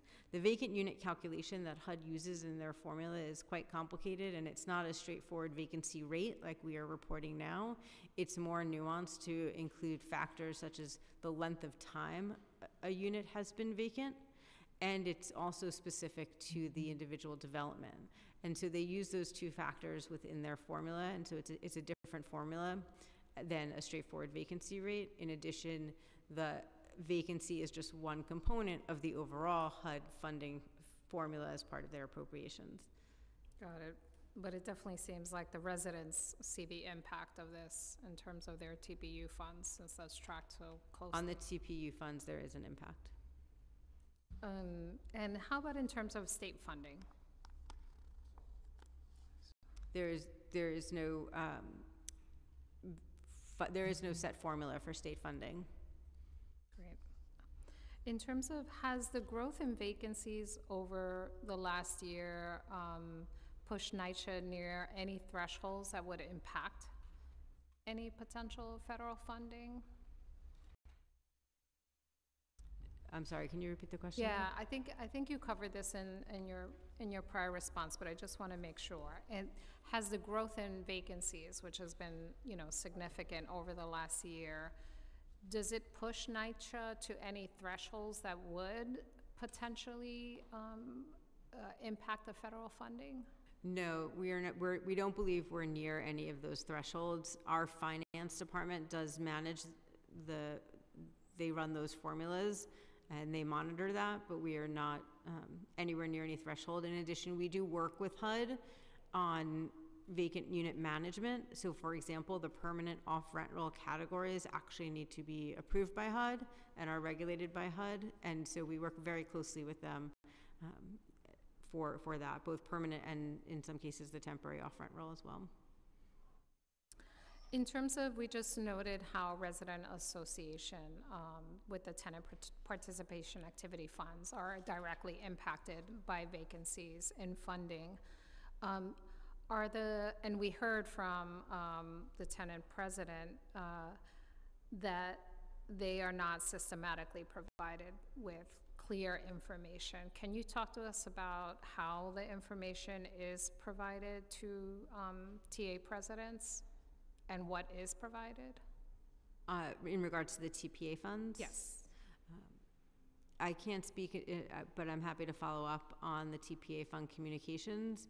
I do believe that the formula is done at a single point in time, and HUD and NYCHA HUD determines that point in time where that vacant unit count is determined and sets the funding formula from that point in time.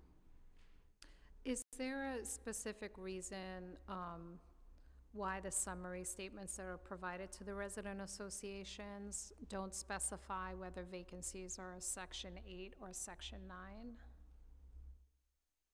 And can NYCHA provide, in terms of the 5,900 apartments, what percentage of them are Section 8 and what percentage are Section 9? We can follow up with that information. Could we explore providing tenants with more specific and meaningful information around vacancies? Yes, we're happy to work with the council and this committee to talk about communication improvements. Always happy to hear your suggestions from what you're hearing from your constituents and to improve our process. Do you have a mechanism that you receive communications from the TA representation or residents in general around this? We receive communication in all forms. I've received many of these same phone calls from residents directly, calling my number to talk about how long they've been waiting for apartments. And it's absolutely unfortunate. It's not something we're happy about, but we are reiterating that this is extremely important work that we're doing to make sure the apartments are lead-free and asbestos-safe.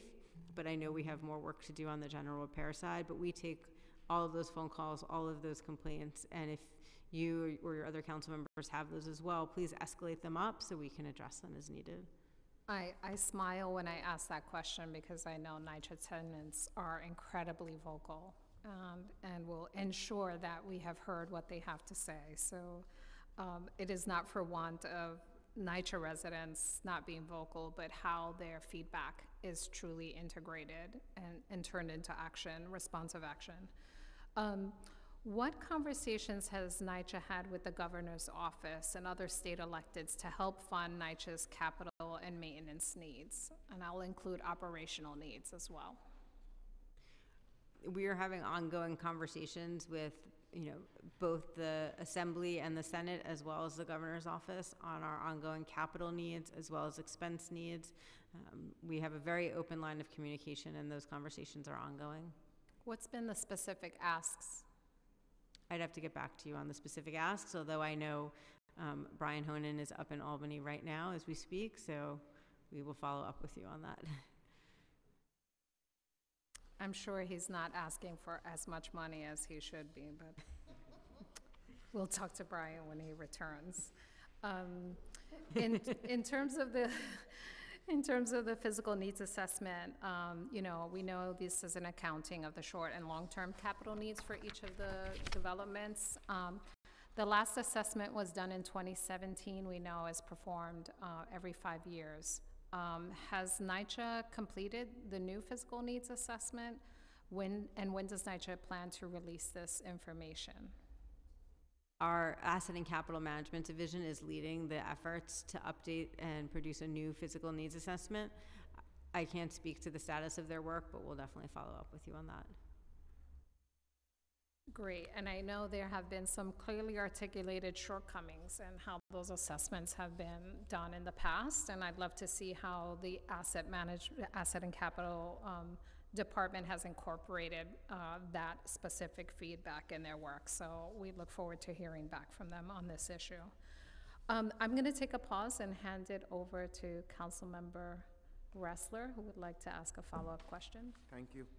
I promise to be nicer. There were two questions I wanted to ask you about. Firstly, I realize that the purpose of this hearing is to highlight the increased vacancies across the NYCHA portfolio. In my district in particular, NYCHA is supposed to be holding vacant apartments to facilitate renovations at Gowanus and Wyckoff Gardens. And it's really important that we have vacant units available, or the entire comp mod budget is going to go up in smoke on hotel rooms and other things that lead to no long-term improvements for NYCHA residents. And so I have to say, I'd been told for many months that no units, or every available unit in Gowanus and Wyckoff, and that you're starting to prioritize surrounding developments, are being held for tenants to be able to move upon renovations, and to see that there are only 2 vacant units across Gowanus and Wyckoff, according to December of 2022, in the paper that we've been provided by this committee, is really disappointing. Do you have any insight, or should I take this up with the comp mod team? I'm on the phone with them in 18 minutes. I will provide you updated information because that does not sound correct. We have been actively holding units at Gowanus, Wyckoff, and the surrounding developments to facilitate comp mod. Okay, good. And I'm confident we're going to have those units available. As I mentioned to Councilmember Ayala, our goal is to keep all families in their community during a comprehensive modernization or a trust or any type of work that we're doing in the development. And so that is our goal. We have been working with those developments to hold units available. Those units are in our temporary off-rent roll category because they are being held for that major renovation work. Okay, so perhaps our We will internal provide data you process was updated inaccurate, but I information. do appreciate if you could, and I think it will be helpful for our office, and I'll follow up with Michelle and their team, but to get consistent updates on the status of how many units are being held. The second piece was just following up on Councilmember De La Rosa's questions. I have to admit, my staff has had an extremely challenging time in getting attention on emergency and safety transfers. I could share heartbreaking stories with you about a woman who was attacked when she was 9 months pregnant in April of last year. Her kids are being threatened. She is unsafe. It's been 9 months and we can't get the transfer. There are DV cases, there are safety cases that are really serious. And we bring it to the staff. My staff knows how much of a pain in the ass I am. So they follow up constantly and we're not getting attention or results. And so I appreciate you laid out the process for Carmen well, but like it's not happening when at least our offices, my office is reaching out to get attention on this. What should we do? Like, I mean, what should I do to get these emergency transfers properly addressed? So first I'll say we understand the unfortunate situation that many of these transfer residents are waiting far too long for their transfers, and many of them are in dire needs, whether it's domestic violence or health-related issues or other situations. The transfer process, as we've said, can still take a long time. If there is someone in a very specific and significant need, please flag that to us, and we could, if necessary, we could facilitate an emergency relocation, and that's a temporary transfer in order to protect someone's life, for a life, health, safety reason. But otherwise, we're happy to follow up on any other cases offline and provide specifics as we can. Okay, it's really apparent that this process isn't working well enough. And so I hope, I know you have your hands more than full in and the number of challenges you have to address in this role. as Chief Operating Officer of the Housing Authority, and I genuinely appreciate your service and your work. But I'd ask that systems issues be addressed on emergency transfers, on safety transfers, because we just can't have situations where people in our communities are in unsafe situations and waiting for 9 or 10 or 12 months to get a transfer. It's just unacceptable. So thank you very much, and thank you, Chair Aviles. I really appreciate it. Thank you, Councilmember Aviles, if you'd allow me, my team has been amazing, and they did send me the breakdown of Section 9 versus Section 8, if I can share that. So for Section 9, we have 5,680 units vacant. And for Section 8, we have 284.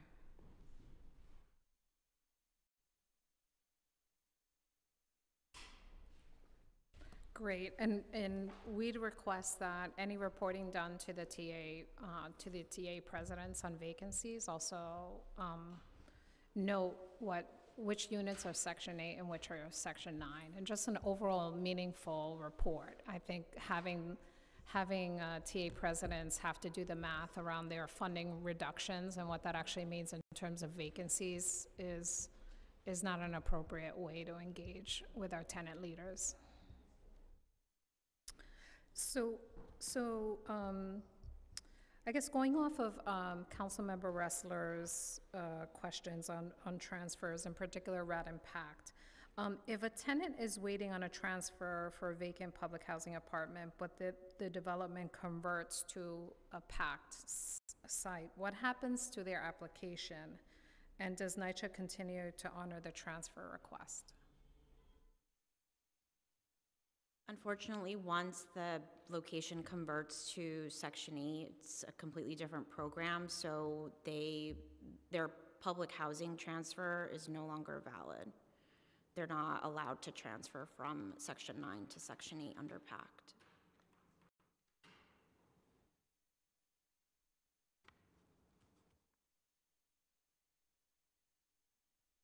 But there are Section 8 housing units that are managed by NYCHA that are not in private management. Does that also apply to them as well? If they apply for a portability transfer, so if they apply, and I apologize, I'm not a Section 8 expert, but generally they can apply for a transfer within the Section 8 program, and they may be able to join the Section 8 wait list at those NYCHA developments.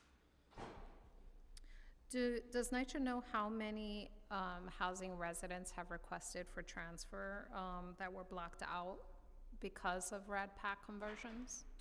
We can follow up on that data. Okay, thank you. In terms of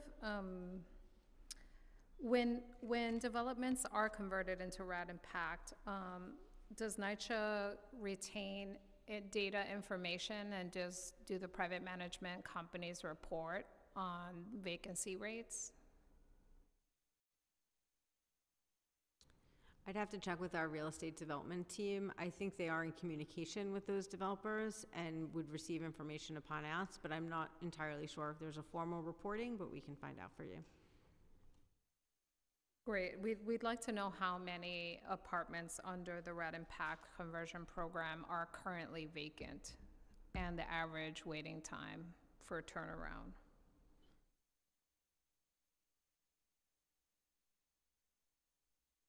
I think similarly, you know, under RAD impact conversion, we've heard reports of vacancies being held for repair and repairs never quite materializing. So I think we'd like to understand better how NYCHA is actually performing oversight over RAD impact developments to ensure that there's also not a warehousing happening in RAD impact sites as well.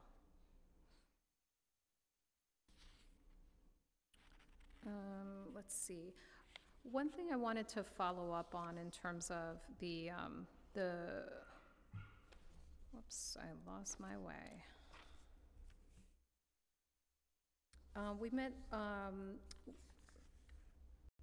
Ms. Torres noted the loss of COVID, the loss of tenants in COVID. Do we have any sense of how many of the units are vacant because of COVID?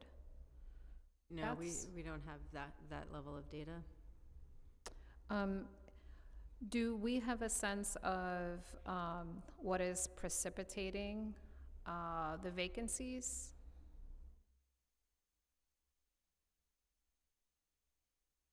We don't have the specific details on the vacancies, but we can get some general details on that. We do experience regular turnover. We haven't seen that big of an increase in our turnover rate just compared to previous years. Even though our vacancies are higher, there's not like a huge jump in the amount of people that are leaving NYCHA. It's pretty consistent. But there could be many reasons for people, leaving public housing. Right, I guess I think it's incongruous, right? When you look at these significant increase in vacancies and then here, well, turnover is still kind of standard rate that you've experienced over the years. There's something contradictory there that is troubling. Well, we were normally turning them over a lot quicker, so that drastic number of apartments seemingly vacant wasn't as apparent. Got it. So one of the things that is a consistent theme, I think across all the hearings, is really communication. You heard from the testimony of the two residents at the top, how deeply problematic and the communication has been from the NYCHA side. Can you walk me through what the communication protocol is with approved tenants for move-in dates and information regarding to inspections and timelines? So when a prospective tenant receives their letter that they've been matched to an apartment, the apartment previously used to then begin the turnover process, and we would advise the prospective tenant to work with their management office for any updates, since the management office would have that most detailed information about what's happening at their apartment.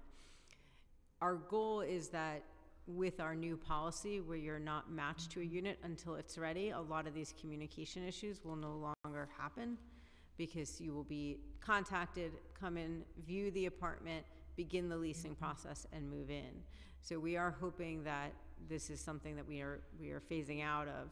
However, right now we encourage all prospective tenants that are matched to a unit to continue following up with their management office for updates on that. And we are also exploring other ways to better communicate with them. So in terms of, so I hear you that just removing that, providing information so early on without clarity could improve the process significantly. What kind of training, I mean, what we also hear is that it's justice by zip code, right? Where different management offices have different ways of working, have different communication styles, some better than others.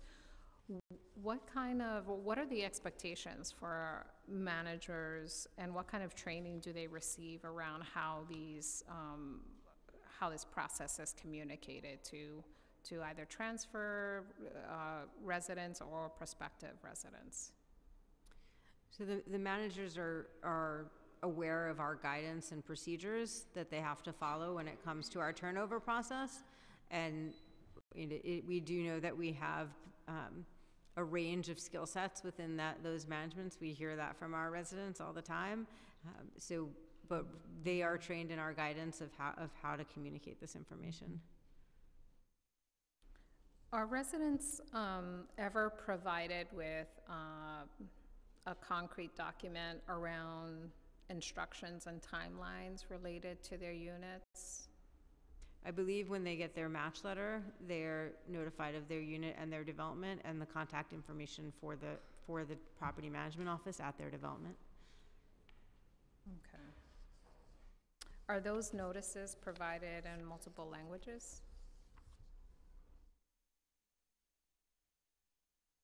They are available in multiple languages, but they are not normally sent in multiple languages. Got it. So at the front end, there's no inquiry around the appropriate language for the communication. A tenant has to find management office to let them know what the language is. At this time, that's the way it works. Okay. So I understand there's a tenant data system that actually, let me take it a step back. In terms of the tenant that testified at the top of the hearing, right, was contacted. There's an interesting interplay happening with the shelter system that she was in and with a NYCHA employee. And I don't know if any things were lost in translation repeatedly, but who engages with the shelter system for a prospective applicant that has, signed and waiting for a property? So NYCHA works with our DHS contacts, and they manage the shelters. And is that the super, the building manager? Who at NYCHA? We could never find who the person at NYCHA was that informed the applicant that actually she had no apartment after 8 months of waiting and calling on a weekly basis. So who is responsible for interfacing? So generally, property management is responsible for relaying information to a prospective tenant. For DHS, there is oversight from my office under the Applications and Tenancy Administration Department with our contacts at DHS, but we don't regularly communicate with those folks.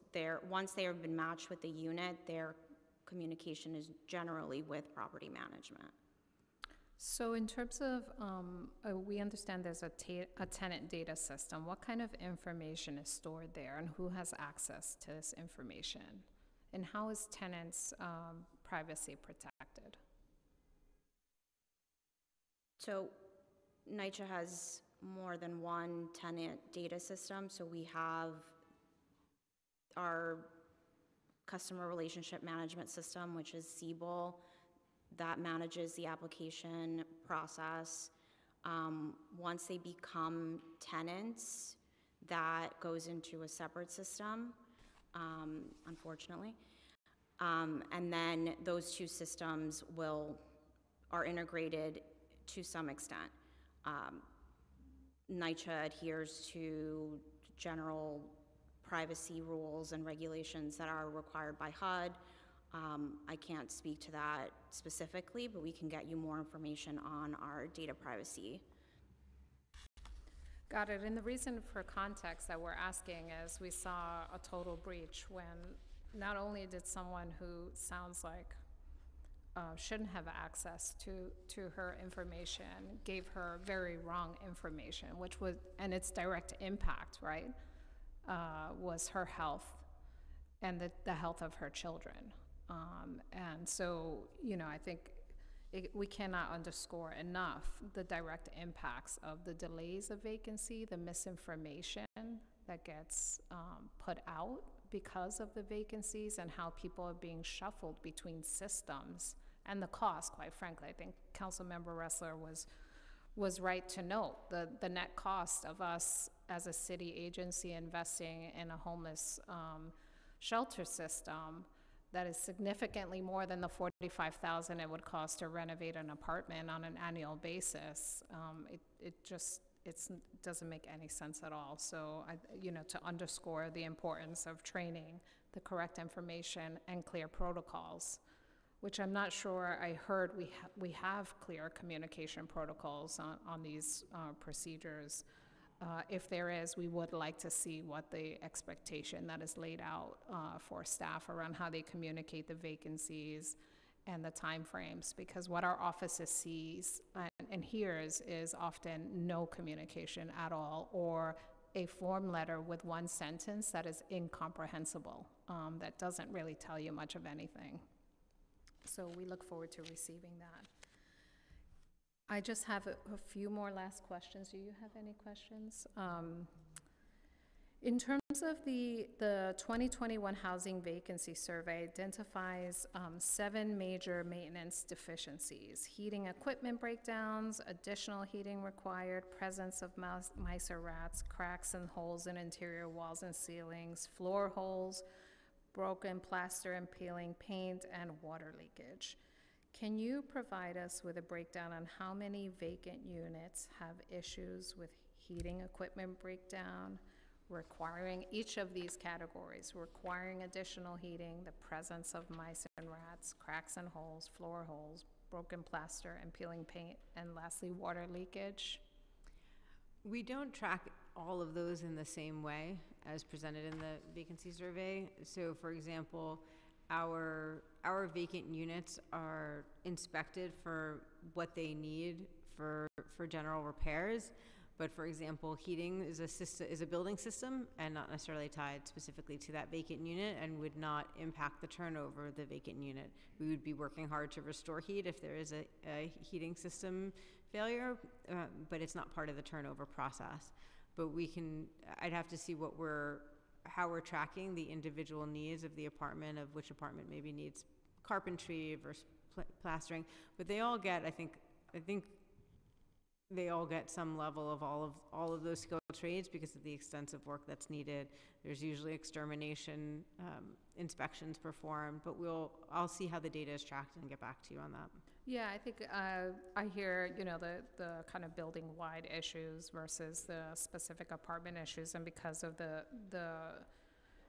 the age of the developments, it's safe to assume that more than one of these factors is there. But what I also hear is it's everything and nothing at the same time, and residents, I think when I look at the vacancies in Red Hook West that have increased from 18 to 63 units, I think in order to tactically address these vacancy issues, right, we need to understand what specifically we're attacking, right? Because it also implicates the contractors and the vendors that we're using. And so I would love to see more specific granular information on what are the challenges, because they're so disparate. There are no particular patterns of the vacancies across NYCHA, as we noted earlier. But a more refined report on what it is that we are actually facing, and the particular plan to address that with an articulated sense of criteria. Can you tell us who determines prioritization across the portfolio of how vacant units move into readiness? So right now we are working on a combination of prioritizing the units that have been matched to prospective tenants, as well as how we can most efficiently address the repairs needed. So for example, under the vacant readiness program, where we have contractors going out, it's most efficient to give them developments that have significant number of vacants, so they can come in and do 10, 15, 20 units at once, rather than having to redeploy for a unit here and a unit there. So we do a combination of both looking at the matched tenants and how efficiently we can deploy the contractor resources. The other units are then handled through the skilled trades in that neighborhood and development, as we can get to them. Got it. In terms of, I just forgot my question.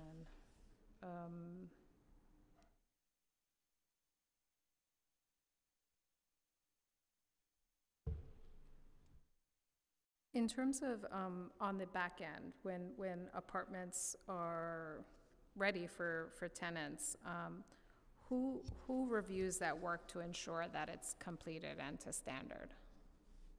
The property management office will review the work. We've started in some small cases also using our quality assurance department to review the work, to review the vacant turnover work. It's something we wanted to explore as an option, but we would need additional resources to scale that up. But the property management office will review the work and sign off on the apartment as being done. Thank you. And I'd like to I definitely would like to follow up on the specific vacancies and also not only the significant increase in vacancies, but also the significant increase in non-dwelling units as well for Red Hook offline. I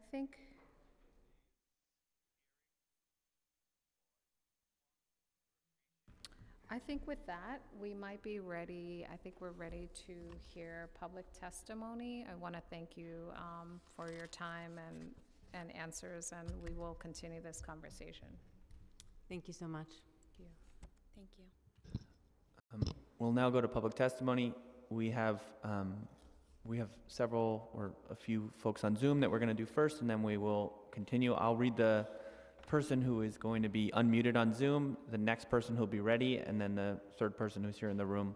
We're going to start with Miss Dana Eldon. You should be receiving a prompt to unmute yourself.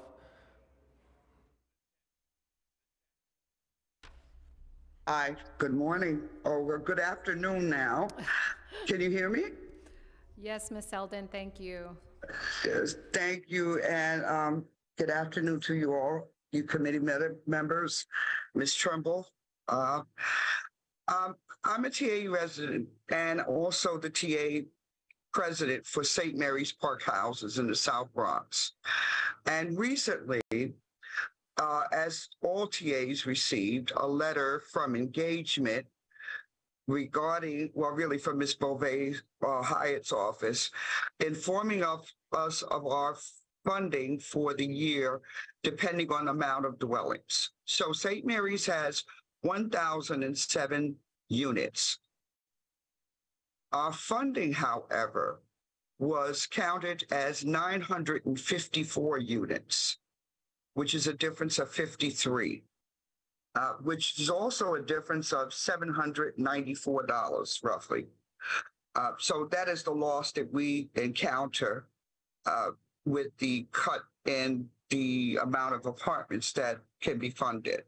And so I'll take it now to section 964.430 of the 964 Rules and Regulations, which says resident participation must include matters regarding federal public housing and Section 8 tenant-based assistance. A resident board member must be allowed to take part in decisions related to the administration, operation, and management of federal public housing programs and Section 8 tenant-based rental assistance programs. So I cite that passage because from my experience, I have found that it is almost impossible to acquire any information in regard to my development's budget. I am shared the information of vendors after the fact, only if I ask. And of course, there's no differentiation of what apartments that are in that number of 53 that are not counted, that are Section 8 or Section 9. And again, as Ms. Torres said earlier, we are not advised as to who comes into our development as a new resident, but I think that it should be a part of NYCHA's policy. In fact, they have a handbook of 38 pages that says it is, that we should take part of the interview of residents to come into our development. So there are a lot of things that are not being shared with the TAs and the resident councils. And I don't think it's fair for me personally, who is extremely active in my development and citywide, as I sit on the district council with Danny Barber. I think that there's a lot of misinformation that is being shared when it comes to how it relates to the resident councils and their knowledge and what information is being shared with them. And I have a problem with that. I have a real problem with that because I take pride in what I do. I love my community very much and don't plan on leaving it if I don't have to. So as I sit in this seat, it is my responsibility It is my responsibility and my oath that I have taken when I was sworn in to represent the residents in their best interest and also to be informative of anything that would affect them. And NYCHA makes it very difficult to do so. Just recently, I had a HUD inspector come and look at our boiler systems. It's not the first time he had been here. And he had sent an email out to a number of people. And what happened was nothing. So when he came back, the same issues were there. It is not an automated system. And in fact, there's only one boiler that is supplying heat and hot water to 6 buildings. And we are a 21-story high-rise. So of course, the upper floors are not getting the hot water that they need or the heat. And that is a problem. And that's just one problem amongst many. Recently, after 4 years, I attained a bathroom in my office so that residents could use it, of course. And it took 4 years. I love the bathroom. Thank you so much, Ms. Trimble. However, at the end of the day, it's a situation where we are handled like second-class citizens, so to speak. Unless we ask questions, we don't get answers. And sometimes we don't get answers even if you ask. I had to put in a request to the management, who our manager is in her later stage with NYCHA and is using up her days before she retires. So we see her 1 week. We might not see her for another 2 weeks. And then she'll come back another week. So she's backlogged. It's just a situation of frustration for resident council leaders like myself who put in sometimes 100 hours a month. And she could look at my timesheets. I'm putting in a lot of hours, not just in the office, but attending every meeting that they have so I can be better informed. And at the end of the day, the things that they say we're supposed to get, we're not getting. The information that should be provided is not provided. And it is very frustrating. Again, with the vacancies, I have a problem with that. Councilman Salamanca, who used to be my councilman, but no longer is, thanks to redistricting and rezoning, which was a farce, and I miss him dearly. He spoke eloquently in regard to that issue, and somebody needs to explain it. Why do we have so many vacancies in our developments? It's unheard of. When I looked at the numbers, I couldn't believe it. 53 vacancies? Why? What is the excuse? And if you ask management, the first thing she's famous for saying is, I don't know. And that's not acceptable. Thank you. So I would like some answers today, if possible. Thank you so much. Thank you. Ms. Eldon. We will be sure to follow up specifically in your development, but that is the question that we are interrogating and expecting more specific answers from NYCHA. Thank you so much for all the work that you do, and we will follow up certainly around the, I think you were referring to the 964 regulations and what is not being followed. Thank you. Yes. Thank you so much, Ms. Eldon. And thank you all. Have a good day. Bye-bye. The next witness will be Alexandra Doherty, also on Zoom. You should be getting a prompt to unmute yourself shortly. After that, we'll have Lucy Newman. Hi, good afternoon. My name is Alex Doherty. I'm a senior staff attorney and policy counsel at the Civil Justice Practice at Brooklyn Defender Services. Thank you to the Committee on Public Housing and Chair Aviles for inviting us to testify today about the impact of move-in delays on the people we serve. The Civil Justice Practice at BDS works with NYCHA tenants and applicants, representing NYCHA tenants across the city in termination cases, as well as affirmative repairs cases, advocating for safety transfers, assisting with recertifications and rent adjustments, and assisting applicants from the initial application phase through move-in. And through that work, we see both the stabilizing effect that NYCHA housing can have for our clients by providing one of the only truly permanent affordable housing options in the city, as well as the challenges our clients face attempting to access public housing. And one of the largest problems we're currently encountering is extreme delays in move-ins, with months or even years passing between accepting an apartment and paying fees to the day of moving into the apartment. The majority of our clients who are currently in this situation have children in foster placements, and access to stable housing is their only barrier to reunification. So NYCHA's delay is forcing these families to remain separated indefinitely. Our team works with many N0 priority applications, which is a prioritized application for families with ACS involvement, and is designed to accelerate applications for families where housing is the primary barrier to reunification. This priority status offers a vital opportunity for families to secure stable permanent housing together and for parents to reunite with their children who are in foster care.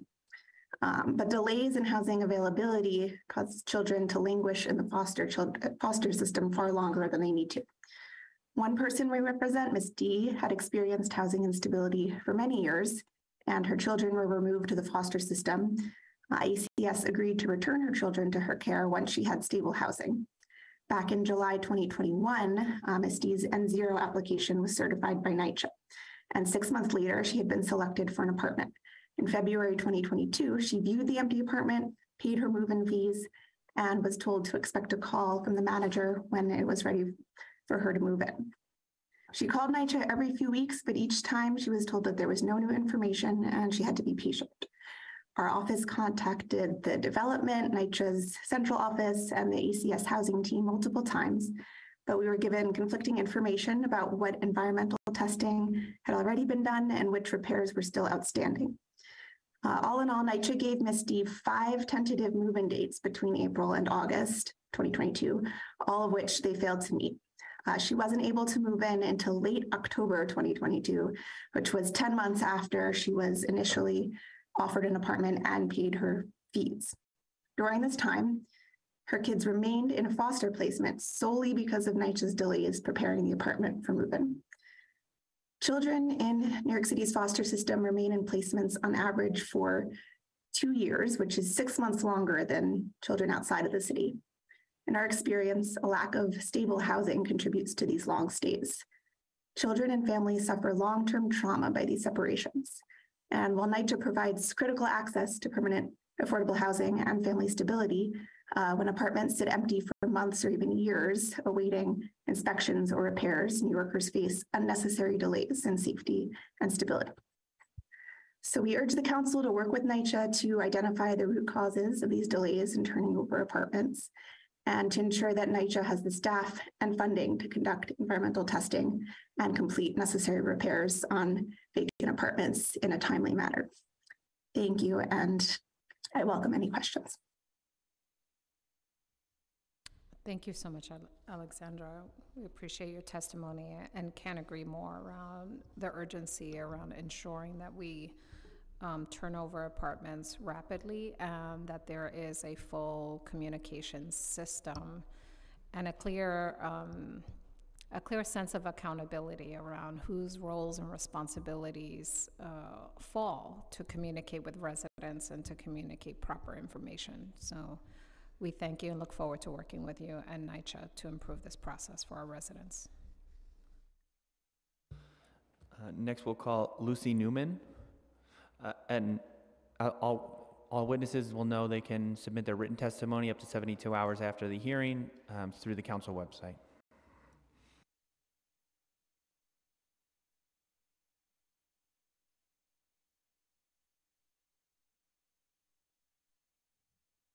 Good afternoon. Thank you very much, Chair Aviles, for having this meeting, and to the committee members for your support of public housing. My name is Lucy Newman. I'm a staff attorney at the Legal Aid Society, and wanted to talk about the delays in apartment readiness, much like a lot of people here have talked about, and in addition to that, just vacancies generally.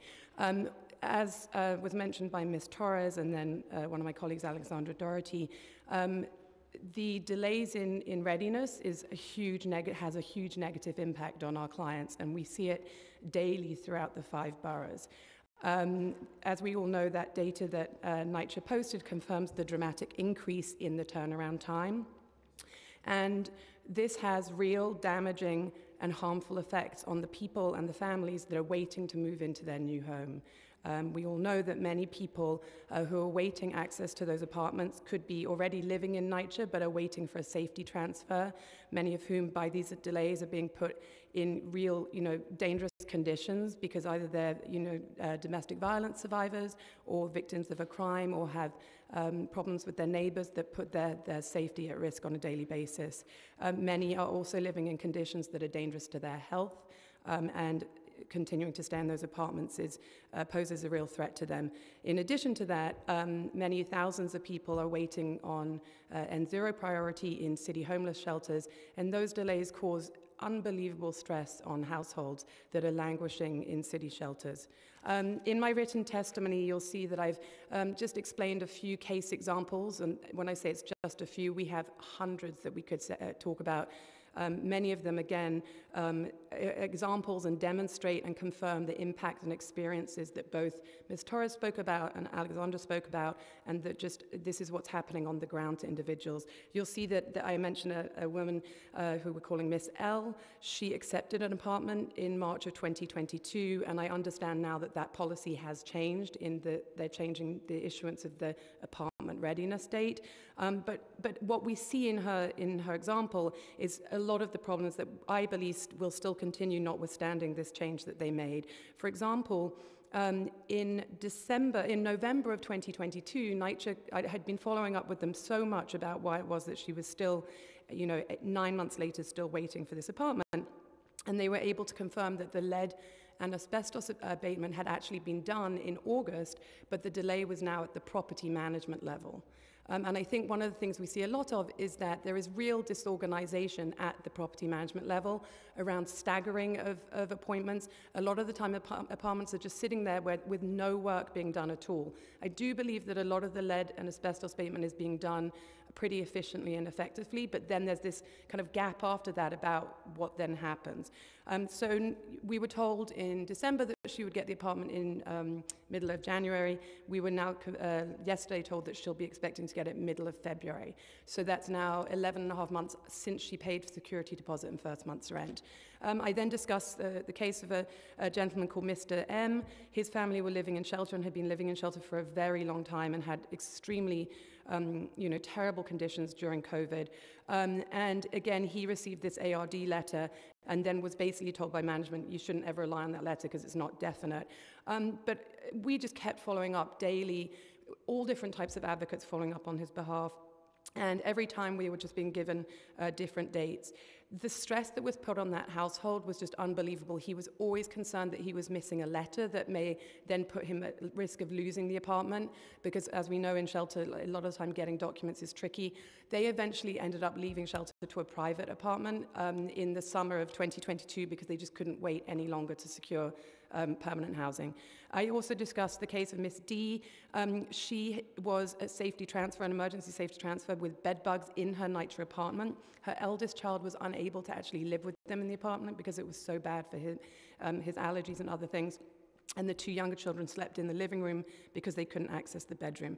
Because of so many conversations that both our attorneys and our other advocates at Legal Aid had within the folks with NYCHA, we were finally able to get her into an apartment at the end of October. I have no doubt that she would not have been able to get into that apartment without the work that we did to communicate with NYCHA. So again, just lack of communication, difficulties accessing information, property managers who are often very rude to individuals and tell them that they can't give them that information, changing dates. I really do believe a lot of it is mismanagement on a development level with a lack of coordination. And someone had mentioned, or you had a question around the training received, because I think one of the recommendations that we put forward is that they have better training to help management learn how to schedule trades so that they are not wasting time. Because I think what we do see is that lead and asbestos abatement is happening, but thereafter there's a lot of wait time. And I think that that's something that needs to be addressed to speed up readiness. In terms of vacancies, generally, we do understand that they are having to keep some units vacant in order to prepare hospitality suites and temporary relocation spaces for the work that needs to be done under PACT and CompMod. What I would like to see is more detailed data as to what exactly the vacancies are being held for. So if it is for CompMod or for PACT, for a preparation for a PACT conversion, I think that they should be able to identify that in the data and make that publicly available. I noticed today that one of the things is that obviously the council in preparation for the hearing was given a much more detailed and, as you said, granular set of data, and it would be great if that could be available online rather than just the pie chart with the non-dwellings and the availables. So our ask would be that, really primarily so that we can hold NYCHA accountable to see whether the vacancies are a result of delays in readiness or if they're in preparation for temporary relocation as part of repairs under CompMod and PACT. So those are our recommendations. Thank you. Thank you so much for the work that you do for countless New Yorkers. I don't know what we would do without Legal Aid Society, for sure. And thank you for the recommendations that you put forward. I think one of the questions that I failed to ask was a clear articulation of the plan of the usage of vacant apartments for moving around. We know that plays an important role to be able to repair quicker when you have these actual units. So I will be following up with NYCHA around what that specific plan of retention and usage is in the context and moving forward. I was curious about, and we will be following up on the detailed information, and we have put forward data that will be made publicly, public. And I heard from residents we need to make more public, and that is certainly our intention to do that. In terms of, oh man, I've lost my train of thought again. Too much going on. I guess with that, since I have forgotten my question for you, I want to thank you. We will follow up. We continue to look forward to partnering with you on moving things along. And certainly, I think these recommendations are both practical and really important. And the communication breakdown, we must figure it out. We must do better. So with that, thank you so much. Yeah. And I guess with that, I just want to make some last closing comments. I want to thank everyone here today, my colleagues, members of the administration, and as always, a big thank you to the residents and advocates who have taken time out of their incredibly busy schedules to offer their insights and expertise. So while today our topic of discussion was regarding vacancies, the themes that have emerged were no different than most, if not all, of our public housing hearings to date. That is that NYCHA must do a better job at communicating with residents, communicating with our offices, having clear and consistent protocols. A tenant approved for a move-in should have access to the information regarding inspection dates so that they have the information they need to make decisions that have real impact on themselves and their families. We saw today very visibly the mental agony and anguish that is a direct result of a lack of communication and anxiety that being held in limbo with no information has on people's lives. NYCHA must consider the health and well-being of their tenants and applicants at all turns, and so much can be alleviated simply by proper and consistent communication. I also just need to take a minute to express that as we gear up for discussions around the fiscal '24 budget, the mayor's call to house New Yorkers is in direct contrast to what he's laid out in the preliminary budget. A significant cut, while the agency contends may not have a huge impact, a $30 million cut to a vacant readiness unit that is directly engaged in making repairs to move this quicker while we are at the largest vacancy we've seen, is a contradiction in terms to essentially housing New Yorkers. So we will continue to advocate for the restoration of this program. We will continue to advocate that NYCHA do better in its communications, that it moves families quicker, and that it explains the vacancies that have spiked across the portfolios. We urge NYCHA to take every effort to prevent further undermining any mission of the authority and house working class New Yorkers in dignified and safe homes. And so thank you with that, and our hearing is closed. Oh, I have to do this, right?